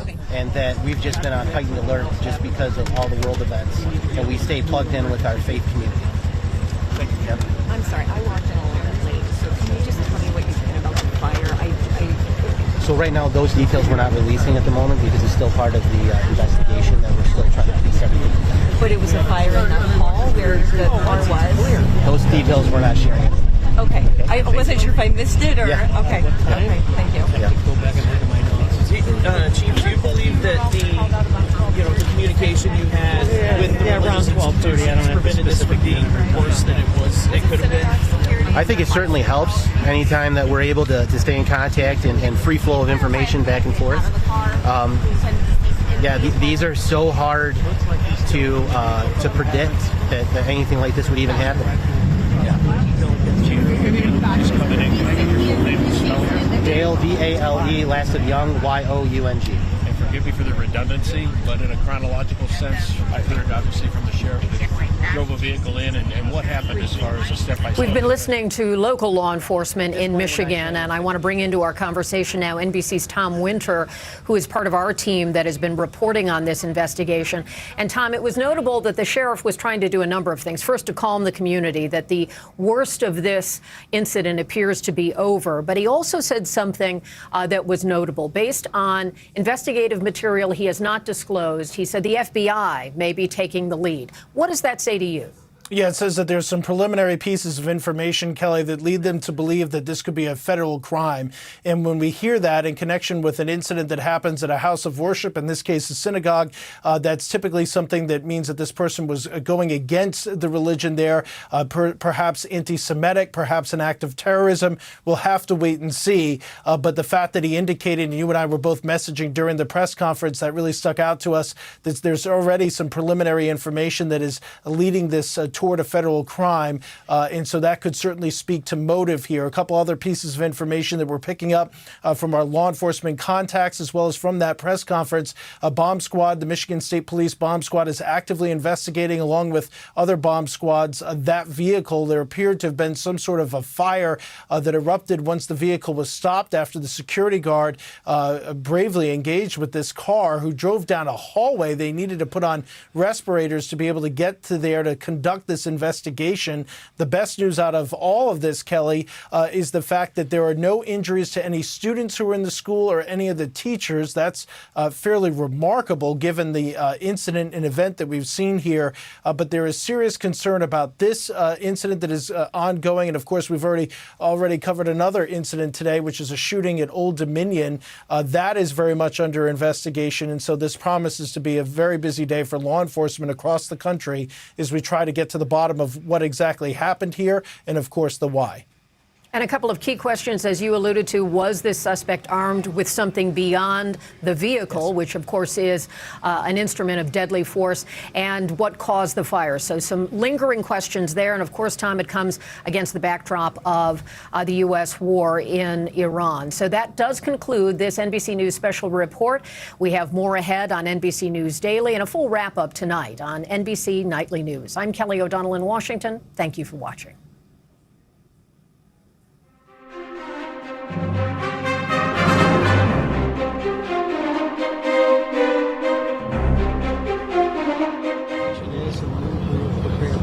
Okay, thanks, Sheriff. Sheriff, can you say over the past 2 weeks activities you've been working there? Is it too early for you to talk about whether that's a motivation?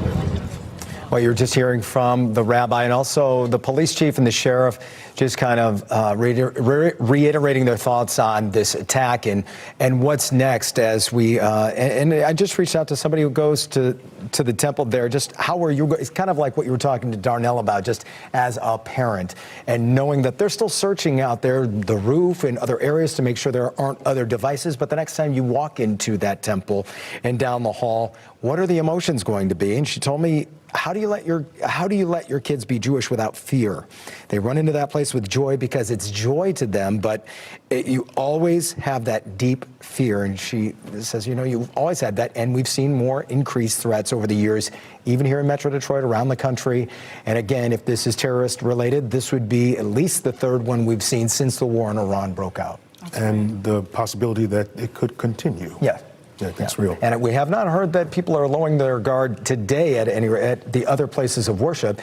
And as you said, they're certainly not going to go down anytime soon. Yeah. Did you hear that rabbi saying West Bloomfield is a very resilient community? We will get through this. Yeah. Let's go back to Lauren Kuznicki. The rabbi is addressing the group again. Let's check in with them. We have to figure out and find out. Facts are very important, so I'm definitely not in the position to make any assumptions. Okay. Thanks, Rabbi. Thank you. Thank you very much. Appreciate it. Well, that just wrapped up, but we do want to get over to Amaya Kaznicki, who's at the JCC, which is where families are being reunited with their loved ones. Amaya, what can you tell us?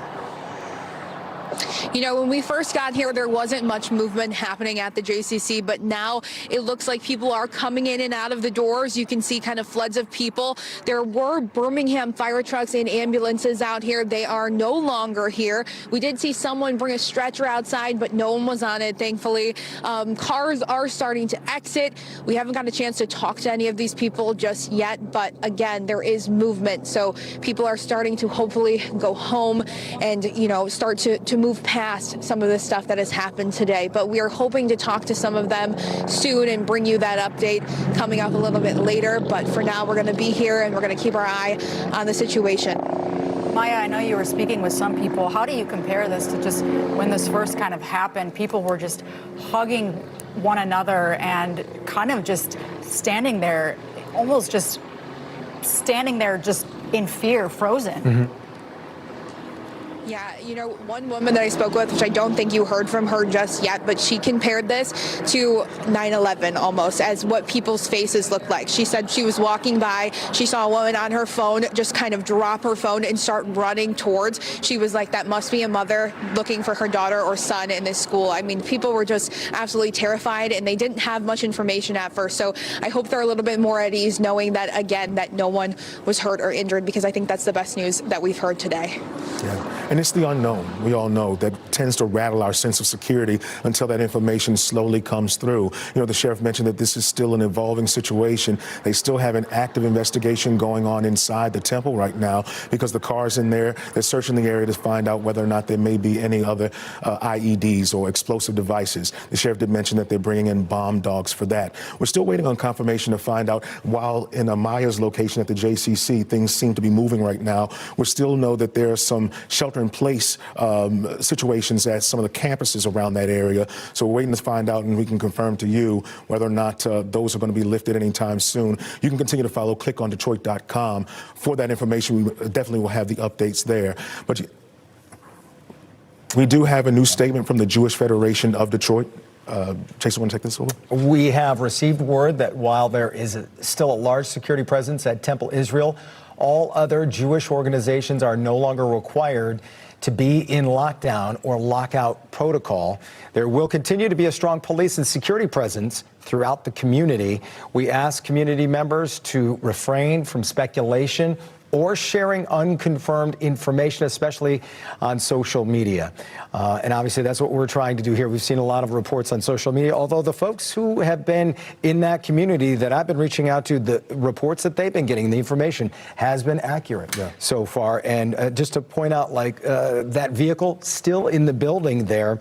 And as the sheriff described it, once the attack happened, drove through those doors, was engaged by security, hit one security officer, knocking him unconscious. He is going to be okay, but driving down the hall, and then of course the fire igniting. And as you look at our drone, which is overhead, that fire that was really billowing strongly for a while is under control clearly. I shouldn't say out. Yes, I should say we could see it just like you said, billowing out in two different places, but now finally we can't see that smoke any longer. And they say they believe one person was in that vehicle. That person killed. They're calling him a shooter, but they don't know how that person died. That's not confirmed yet. Could have been shot and killed. Could have died from the fire that broke out or another manner. But they do continue to have bomb dogs on the building. We saw from our drone shot not too long ago, officers going across the roof of that. And again, it is a huge building, a huge campus, a large area.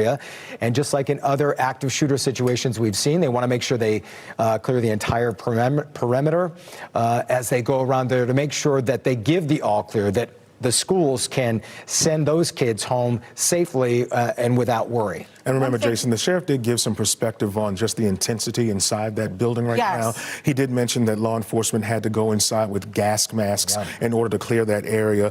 Again, you can see agencies from all over the area remain on the scene, and they are getting some investigative information about who who was involved in this, because the sheriff said that they would not go into detail about what they've learned. They didn't want to share that publicly yet as they continue to vet through this. Let's check in with some sound from Sheriff Bouchard just to plant that perspective and recap what he told us. A car came to the facility, breached the facility by driving into it, was engaged by security. We believe there is one individual deceased in the vehicle. It's been complicated because there was some fire, to say the least, with that vehicle. We believe that individual is deceased. No kids, this is the important thing, no kids or no staff is injured whatsoever. Okay? So we have no victims other than one of the lead security people was hit by the car and was taken to the hospital for treatment. That individual should be okay. So far, that's our information to this point. We have agencies from all over. Obviously, ATF is here, FBI. More than likely will be taking the lead on this based on some of the preliminary investigative information we have, but we're not going to go into that at this point. But we want to assure the community it doesn't appear to be anything active. We're still clearing the area. We're going to clear vehicles for any explosive devices, the building, etc. Unification of the families and the kids are in progress. We've accounted for everybody that we believe was in the building at the time. So we're on path to continue to maybe pivot to, is there anybody else involved, and the investigative side of what's happened. And so you can confirm that it was security that shot and killed the suspect here? Well, we can't say what killed him at this point, but security did engage the suspect with gunfire. Did the suspect have a weapon? We can't get into a lot of that stuff, but he breached the building, drove down the hall, and he was engaged by security. So do we know, did he ever fire shots, the suspect? Preliminarily, we have some information, but nothing that we confirm, so we're not going to go into it. Where did he breach the building? The front? He drove in through doors with a vehicle. There was only one person in that vehicle? That's what it appears at this point. What do we know about this fire? Something ignited in the vehicle. That's a work in progress. We're, through an abundance of caution, clearing the vehicle for IEDs or any explosives. We've got a significant number of bomb dogs on site, bomb techs on site, and all of that's going to be done to check the boxes. We have deployed resources all across the county, just in case, out of an abundance of caution, that there may be a secondary site, but we don't have any information at this time to believe that. So we want people to take a breath. No one was hurt. We're on top of it. The chief and his team got here fast. Everything that was supposed to happen happened. Security did their job, and then the responders did theirs. Was it a Michigan? Sheriff, what did the call come out as? I believe it came out as an active shooter. Yeah. Where and when did you actually neutralize the threat? Where was he? The vehicle's in the hallway of the building, inside the building. He was shot right there. Again, I can't tell you what he died of until we get a little further. We haven't actually gone into the car. It's still being cleared. So we do know that the security guard shot this. They shot at them, but it's unclear if he was killed. You know, situations like this, you never know if somebody's trapped sometimes to kill themselves. So the suspect was engaged. Is the clearest sentence I can give you. What is the condition of the security? From information I got, he should be okay. He was knocked unconscious. So it's a different security officer who fired the shot? There were multiple security officers on scene, and the one that was hurt was pulled from that area by his team. Where's the car registered from? We're not going to get into the specifics in the car at this point. You said what type of car it is, sir? A truck or an SUV? It was a This is a West Bloomfield scene, a sheriff's scene. I know everybody's here. Everybody's here, more than likely, based on a couple early pieces of information. The FBI may take the lead. That's yet to be formally determined. Were there explosives in his vehicle? That's yet to be cleared. How much damage to the building from the fire? That I can't even tell you. You couldn't even see the hall completely clear. We had to send people in with gas masks to clear that area. Did the car actually enter all the way? All the way in the building. Do we know how fast he was going? It's hard to say how fast. I mean, he was traveling with purpose and down the hall from my look at the video. Chief, this could have been a far worse situation considering the severity of it, him getting into the building, whatever may have been in the vehicle. Talk about just the response, those security guards, and how this could be far worse than what we're reporting and seeing right now. No, absolutely. In fact, what I would tell you is I am deeply proud of the response, not only from the security that was on site, but also of all the police officers and the firefighters that are here right now. We train on active shooter events a lot. The county has a consortium, OCTAC, that trains the entire county on active shooter tactics, and that's something that we believe in and that we support, and I think that training certainly helped to mitigate what happened here today. And the chief has been in contact with all of the facilities for weeks, and not just on the last couple weeks, but constantly forever. But in the last couple weeks, even a lot more integrated communication. You know, I mean, there are always, and all of the agencies in Oak County are partnering with their religious institutions and schools. And anytime there's a concern, there's communication, there's extra patrol, extra attention, extra warnings. That had all happened for the weeks leading up to this. And the team inside that building was very queued up. And I know the chief had communicated directly with their head of security weeks ago. Were there any directed threats at this specific temple? There was no specific chatter about any institution or facility in Oakland County, but they were all on alert. Sheriff, we see vehicles leaving. Is the all clear been issued? Is the shelter in place still? It's still in place until we clear vehicles and make sure there's no IEDs or other secondary potential. But we believe there's nothing active at the moment. Well, Mike Bouchard, Sheriff, Oakland County, kind of with the bulk of what he's talked about this afternoon, all encompassed kind of in one snippet there. But boy, you can't help but see the video of those kids, those little ones reunited with families. And in some cases, they're being rushed away from the school and to safety. And having been at Oxford and covered Oxford, to see those scenes again really does. It brings it up. And you know, this is Oakland County, and the folks seeing this are going to see that and say, again, why again? And yet it's the world we continue to live in. But again, we're going to stay with our coverage here because not everyone has been given the all clear in Oakland County and within the West Bloomfield area.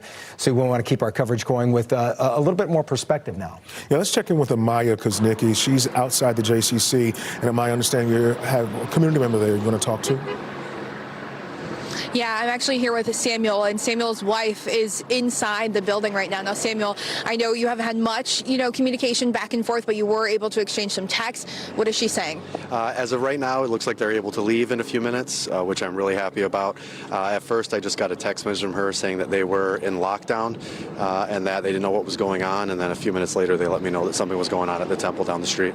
And when you first heard the news, I know you said you were at court, you're a lawyer, and you rushed here. Yes, thankfully I was pretty close. I was up in Pontiac at the circuit court, and I just put my directions in. I got here as soon as I could to make sure that I could be here to help my wife, so that she knows I'm here.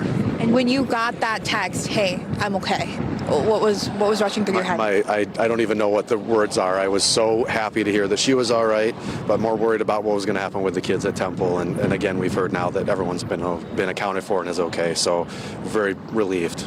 And even though she's physically all right, you said there's also the mental aspect of things, and that's something you worried for. Yeah, I'm very worried about that. We always hear about people in mass shootings and mass incidents like this having a lot of issues later with PTSD and other things, and I just want her to know I'm here for her, and I'm going to do everything I can to help her through it all. And tell me a little bit more about your wife. You said she actually works with reuniting these families. Yeah, she works for J Family, which is an organization within the JCC, and kind of part of what they were doing today was helping with that. Anything else that you want to add just about, being out here and what you've seen today? Nothing about what I've seen other than the amount of police cars, which was shocking. I just want to give, kind of let everyone at Temple Israel know that we're thinking about them and that we're here for them. And your wife, she said, go home, I'm okay, but you said, I'm not leaving this spot. No way. I was not going to leave here until I can see her and give her a hug.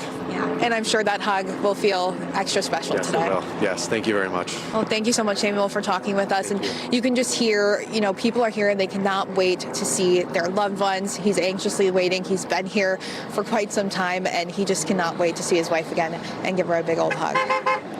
The rabbi did mention that they're getting support from a lot of people around the area. That's comforting for community members, but you can only imagine, Amaya, that there's still that sense of confusion over why all of this happened. For sure. Yeah, I think a lot of people are confused. And I know, as Jason was saying, another one. I mean, it's just something that we continuously see. And I think people in this community, they're sick and tired of it. And they want to feel safe, not only in their workplace, but also for their children in their schools.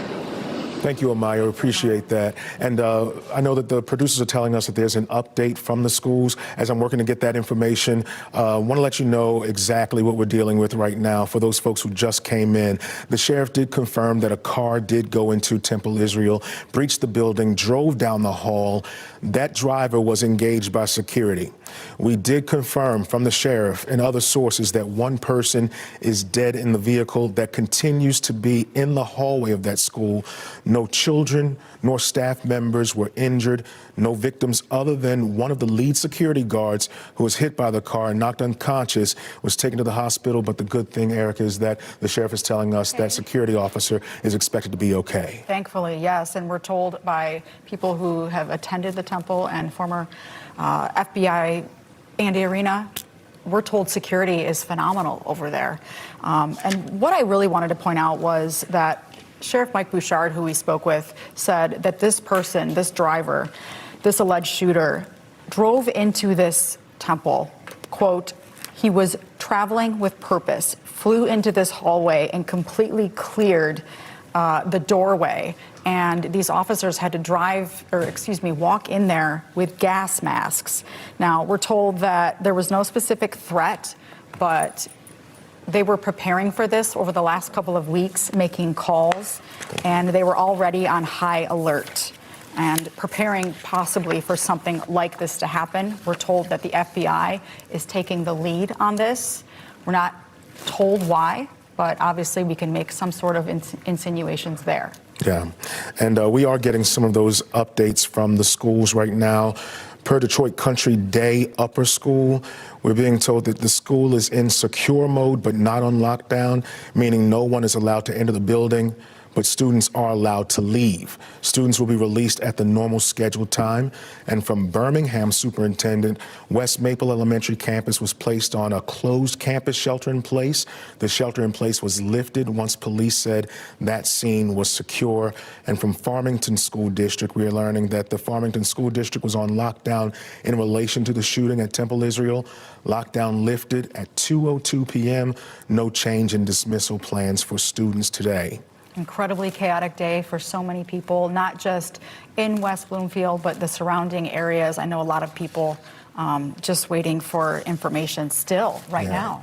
And we still have Lauren Kostick out at the scene right there. Lauren, what can you tell us? Give us some perspective and updates right now as we wait to get back to Yes, again, it is really quieted down out here. You can see it's starting to clear out. We've been seeing a lot of the ambulances leave, the fire trucks. Still, a lot of the law enforcement vehicles are here, but a lot of the ambulances and fire trucks leaving for the day. You see also some school buses over there. That is where a lot of the children have already been taken away, being reunited with their families. But mostly right now, just media and first responders here as things have quieted down. You did hear from Bouchard, Sheriff Bouchard earlier. He said to take a breath, that, everyone came here. There was a lot of panic. There was a lot of anxiety, but there was the response that mattered and what they did in those moments. And thankfully, no children, no staff, none of them were injured, and that they were aware and they were on guard. And so that is something to know. So again, he said to take a breath here. Now they are just doing their due diligence, making sure everything is good before they lift and give all clear out here. But you can see, yes, it's clearing out here on Walnut Lake. A lot of media, a lot of police still, but definitely quieter compared to earlier. Well, Lauren, I think it's so important to point out that the sheriff did try to reassure the community, saying, take a breath, no one's hurt, we are on top of this. And he and the West Bloomfield police chief reiterated how on top of this they were. They told us that they trained for this. They had been training for this in the last couple of weeks.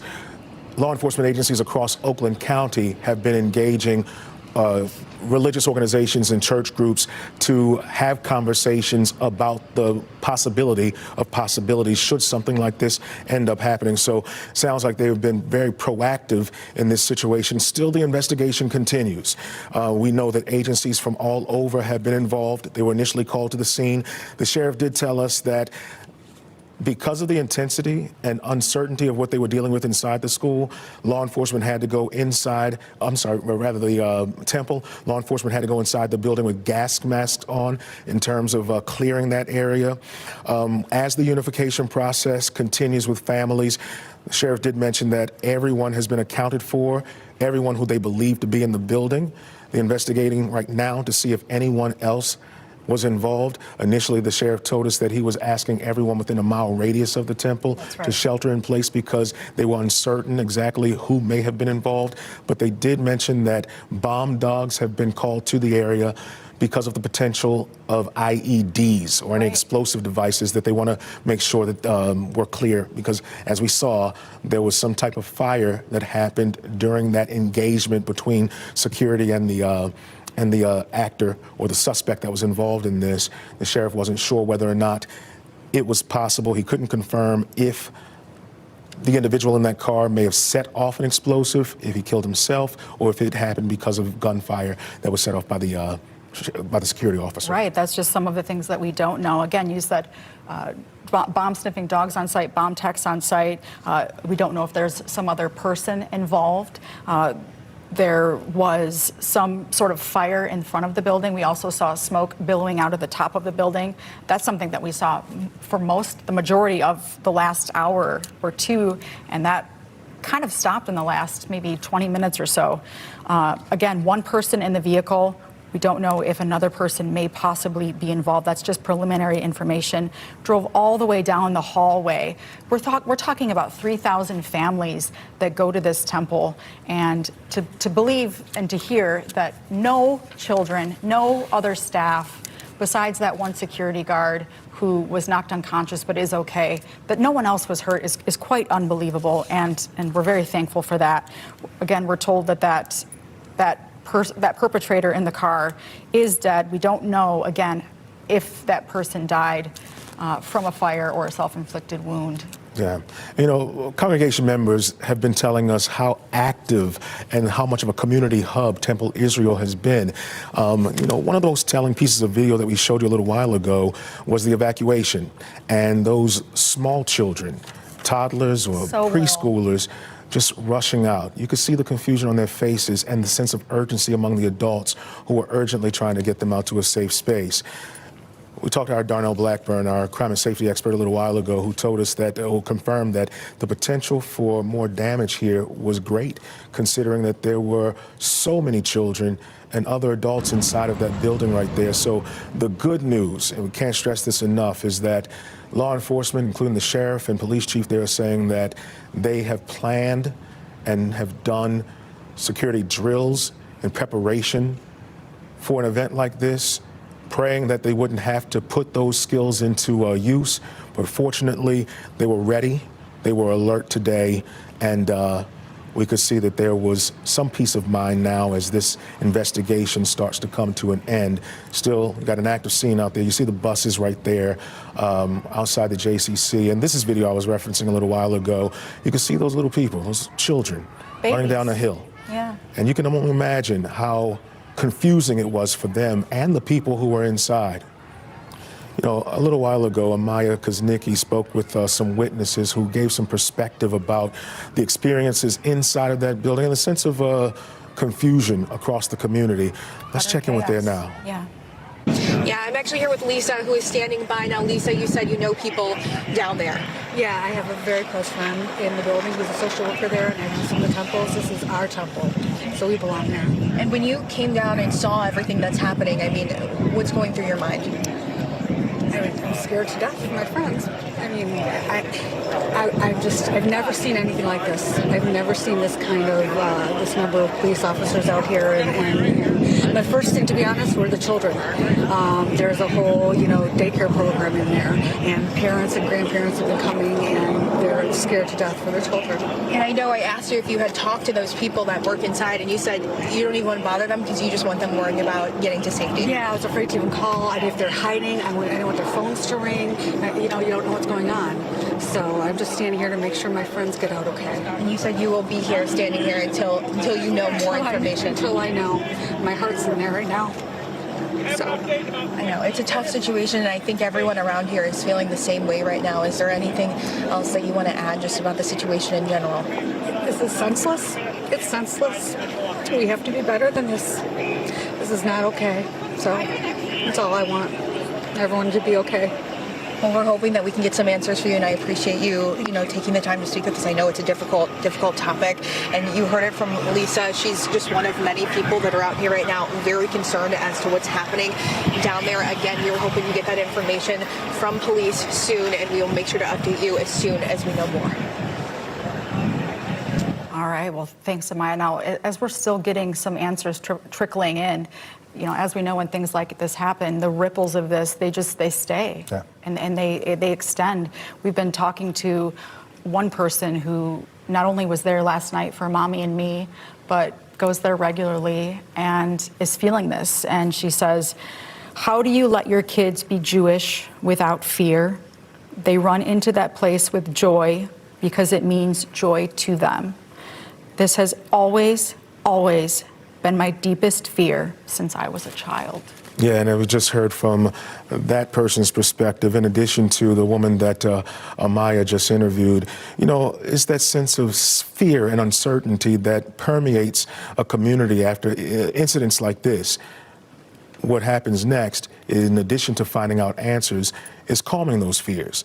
One good thing is that community members, the law enforcement agencies, have been trying to calm those fears, letting folks know we have this under control right now. Yes. And the big puzzle is trying to put those pieces together. Why did this happen in the first place?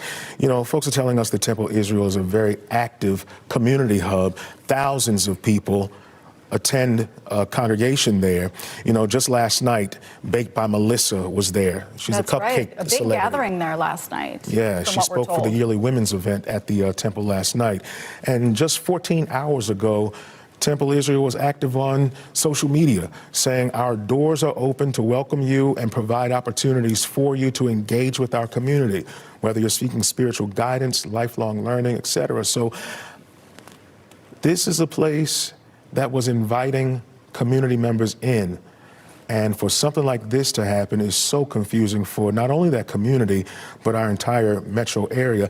And folks are wondering, with the FBI in place, Darnell Blackburn, our crime and safety expert, suggested that there may be some intentional reasons why the FBI may be there. And it could be linked to ongoing global political implications. Yes. There's an ongoing conflict between Israel, Iran, and the U.S. right now, and people have been speculating about whether or not there'd be any fallout, even locally, and that's on a situation precisely like why that. Sheriff Mike Bouchard and others even said this is why we were preparing, just in case, over the last couple of weeks, why they had been making calls and why they had been potentially preparing for something like this possibly happening. Yeah, the sheriff did mention again that law enforcement agencies across the area for the last 2 weeks have been intentionally speaking with church organizations and groups just because of the global political implications. The rabbi confirming that as well. A lot of actor-shooter training, even more so with Oakland County, but then also reiterating they're West Bloomfield, very resilient, and they will get through this. And Erica, let's take a moment to check in with Lauren Kostick. She's on scene right now. So Lauren, I know you told us a little while ago that things were dying down in terms of the police presence out there. Give us an update. Yeah, we just heard from West Bloomfield Police. They said that the sheriff and the chief of police, they're going to be giving an update between 5 and 6, and they're actually going to be moving the media over to the police station, the police department there inside to give these updates. They're saying right now things are kind of dying down here. It's quieting down, so they're hoping that we're going to be doing more of the media briefs over at the police department. So we're going to be moving over there for that update, again, between 5 and 6. It sounds like they've been given the clear here to have everyone move over there. But of course, we will still have crews here reporting, because there is still going to be a very active presence for hours this evening as they continue to investigate all this. But again, we're hoping we're going to be getting another update from the sheriff, West Bloomfield police chief, between 5 and 6 this evening. That's going to be over at the police department. So we're going to be heading over there, guys, very soon. Update. Thank you for that, and be safe getting over there. You know, we've been hearing from state, local, and federal lawmakers. Here's a statement from Senator Alyssa Slotkin. She says, quote, "I am closely tracking the active shooter situation at Temple Israel in West Bloomfield Township, a place I know well. This is another frightening event that is still being cleared." It goes on to say, "Please continue to follow local law enforcement guidelines and avoid the area. They are actively working the scene. My team and I will continue to be in close contact with law enforcement agencies and local officials." She adds, "All communities deserve the right to worship safely. All communities and acts of terror and anti-Semitism must be condemned and dealt with to the fullest extent of the law." Meanwhile, Congresswoman Haley Stevens, who represents the district, she posted this statement. She says, quote, "Before our very eyes, a temple in West Bloomfield is under attack. Like many of you, I'm getting reports in real time. To everyone in Michigan's 11th district, continue to follow the guidance of local law enforcement. To the Jewish American community in Michigan and beyond, we stand with you." It goes on to say, "To the Jewish American community in Michigan and beyond, we stand with you." Here's another statement from Senator Gary Peters. He says, quote, "My heart is with the families and everyone affected by the violence at Temple Israel in West Bloomfield. I am monitoring the situation, and people should follow the direction of law enforcement. I'm grateful for these first responders, for their quick response. All Americans should feel safe where they pray, work, and live. Anti-Semitism has no place in our society, and we all must come together to condemn this horrible violence." And we can also add that, earlier today, Erica, the sheriff did establish a lockdown or a shelter in place in a mile radius of the Temple Israel, and we've since learned that that's been lifted. Just moments ago, that mile radius, that temple, if anyone isn't sure where that's located, it's at Walnut Lake. That's near Drake and Farmington. Yes. In West Bloomfield. That mile radius was on lockdown. That's just been lifted. Yeah, but we should press that the investigation still is ongoing as police and law enforcement from multiple agencies are making their way through the building. Sheriff Broussard and others told us that they were not sure whether or not there was any other devices that may be compromising that building right now, so they want to be very thorough in their approach and making sure that the building gets the all clear. That building hasn't been cleared officially yet because they still have some investigative work to do inside. Yeah, and so everyone, please avoid the area. That is still, we have not gotten any word on that yet either. Yeah, meantime, families are continuing to reconnect. We heard from some individuals in that community who were rushing to the scene to find children and loved ones who had to evacuate the building. Again, we are hearing from law enforcement that everyone did make it out safely. One person inside the car that breached that building was killed and still inside that vehicle. It hasn't yet been removed from the building. And we do know that Amaya Kuznicki, she's there. So Amaya, people are starting to leave the building. You got an update for us? Yeah. Right now at the JCC, we just saw a pretty big wave of people leaving the building. I don't know if you can see it anymore, but you can see them in the parking lot just kind of making their way to their cars. Now, there have been people inside this building coming in and out slowly, probably for about the past hour. Just a little bit ago, you heard from that husband out here. His name was Sam, that had his wife inside, and she was actually part of making sure that these kids got reunited with their families. He was still out here just moments ago, but he actually left. So hopefully maybe he gets to see his wife after a long time of waiting. But, you know, it is starting to clear out in this area, and we've been here monitoring it. I think someone's leaving right now. You can see out of the building, but it is definitely dying down, kind of the same as what Lauren said over on her end. People are starting to wrap up and hopefully make their way home and kind of hopefully put a little bit of this day behind them. I know it's something that's going to be a heavy weight that they probably carry with them, but at least they get to hug their family members, be home and safe, which is the most important thing out of all of this. No, it's been so chaotic and just maybe a little bit of sense of relief for the moment. Thank you so much, Maya. Yeah, and I can tell you that sources are just notifying me that they're receiving note from some of their temples in Metro Detroit that lockdowns and security notices that lifts on lockdowns are happening right now, but they'll continue to have heightened security presences supported by local and state law enforcement partners across those temples and religious centers throughout the evening and possibly into this week. Again, so much to unpack here today. Even before this, Damon, we've been talking with different churches about how they had been heightening security before this, months before this. Yeah, I even mentioned that even at my own church. I'm Catholic, but there have been conversations across the diocese about putting in security teams too, asking people to become part of security teams. So there are ongoing conversations across faith groups and religious centers about increasing security. The good news, again, and can't stress this enough, is that multiple sources have told us that at Temple Israel, they have a good security program. They've had good security protocols in place in partnership with local police and sheriff's office. And whatever happened there today did not get worse because they were alert, they were on point, and they were prepared. Again, let's recap a little bit. Earlier today, around noontime, we got notice, and the sheriff's department was notified about an active shooter call. The details that have been communicated is that a car came into the Temple Israel. It breached the building. That car drove down the hallway. A security guard engaged the driver. That driver, now deceased inside the vehicle. No kids, no children or staff were injured. No victims other than one of the lead security guards was hit by the car and taken to the hospital, knocked unconscious, and will likely be okay.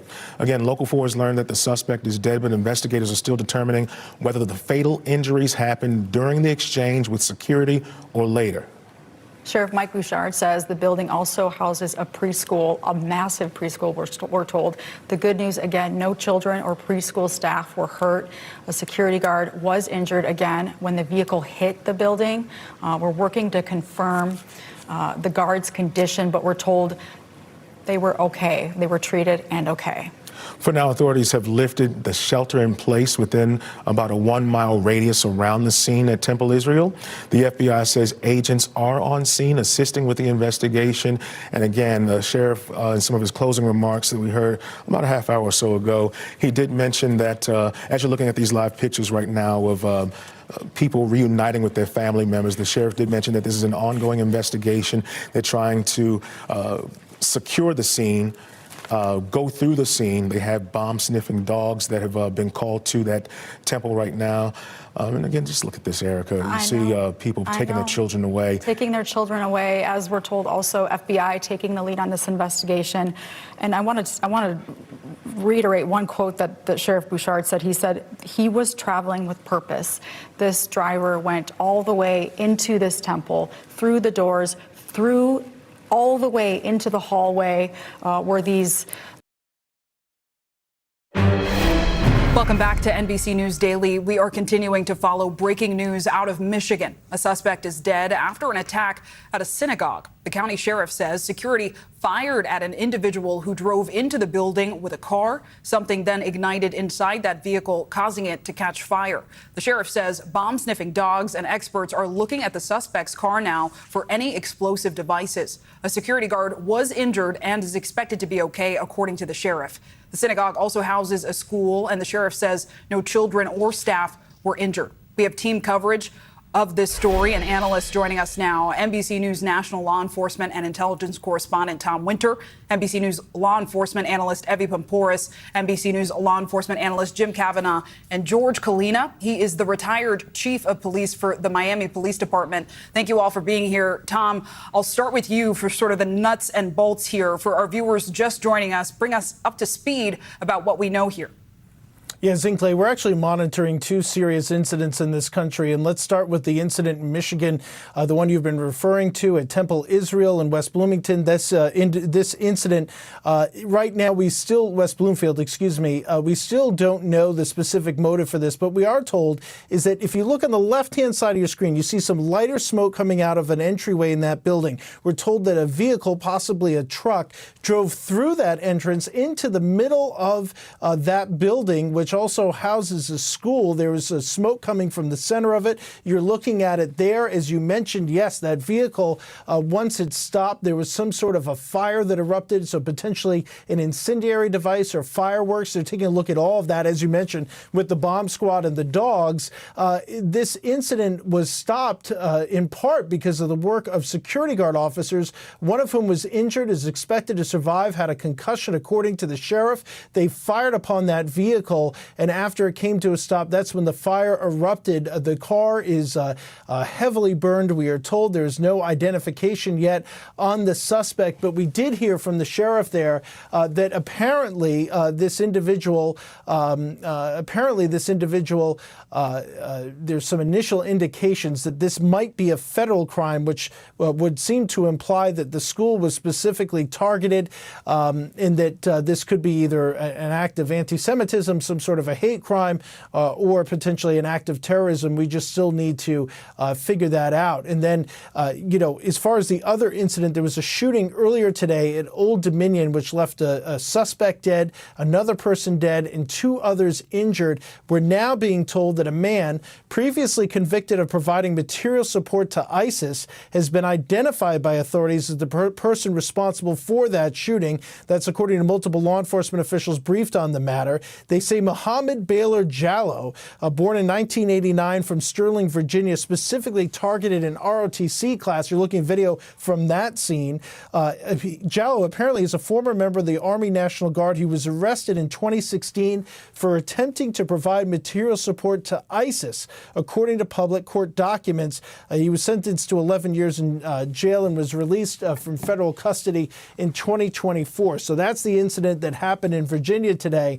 Suffice to say, the Joint Terrorism Task Force, both in Detroit as well as the Eastern District of Virginia, very closely, the Norfolk office of the FBI, very closely following this. And it just seems to indicate kind of what we're dealing with in this country at the moment. Yeah, no, Tom, and appreciate all your reporting on this because, as you say, right, in light of this incident in Michigan, in light of the shooting at Old Dominion University, a school in Norfolk, Virginia, what are your sources saying about the overall threat level around the country, Tom? Yeah, it's really high. And, it's been described by, and give her all the credit, Deputy Commissioner Rebecca Weiner of the NYPD's Intelligence and Counterterrorism Division as everything, everywhere, all at once. We're facing a whole host of threats in this country. And given the situation in the Middle East, the ongoing war involving Iran, the U.S. and Israel, tensions are extraordinarily high. And so this particular Temple Israel, we're back now focusing on the incident in Michigan.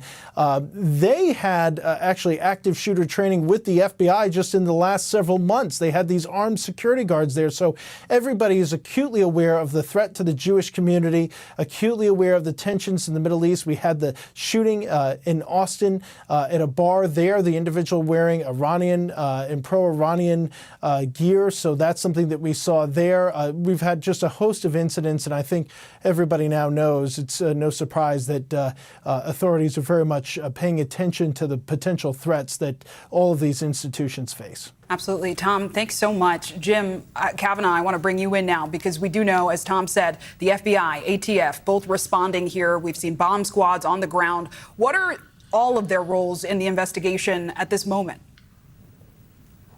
Well, the first role they play is they're investigators. ATF, FBI, Michigan State Police, they're detectives. They interview witnesses, they collect evidence. They can serve warrants. They have powers of arrest. So the first thing they all do collectively is run down leads and do the investigation. And then they separate off into whatever specialties may be needed. This looks like maybe a vehicle and arson attack, and ATF's the bomb and arson experts, so they can really help there. FBI also has bomb experts, and the FBI is the terrorism experts of the government. They enforce the terrorism law, international terrorism, and also hate crimes. So this could go either way. Generally, the attacks on these synagogues and Jewish temples and so forth. I mean, I've personally arrested the Ku Klux Klan for putting bombs at Jewish temples and worked many attacks at synagogues, shootings and bombings and arsons that were perpetrated by Klansmen and neo-Nazis, and sometimes international terrorism cases I've been involved in as well. So those are maybe the bifurcated way normally Jewish institutions and schools are attacked. Hate, like traditional neo-Nazi Klan hate attacks, or international terrorism attacks. So it may go one of those two ways. And just to close, Tom's perfectly spot on with the Old Dominion case. Here we have a guy convicted and sent to federal penitentiary for material support to ISIS. So we don't have any doubt of what he is and what his motivation was. And then we have the shooter in Austin just last week who was wearing an Iran T-shirt and Property of Allah shirt, and so we know his motivation. So we'll have to see how this one plays out. But we're in the throes of just the preliminary pushback, washback from this war we've been engaged in with Iran. The preliminary investigation, and it is really hard to grapple with how many incidents there have been lately. George, I kind of want to go to you for that. Based on your experience, retired police chief for Miami, how do authorities determine if there were other people potentially involved in an incident like this, or it's an individual? Well, that'll be the first thing that they'll look at, right after the initial response, to make sure that everyone's safe and no one is no longer in danger. Now everything will really slow down, and we'll start trying to figure out, is this person a lone actor? Was he part of a group? What was his motivation? Was he activated in some kind of way?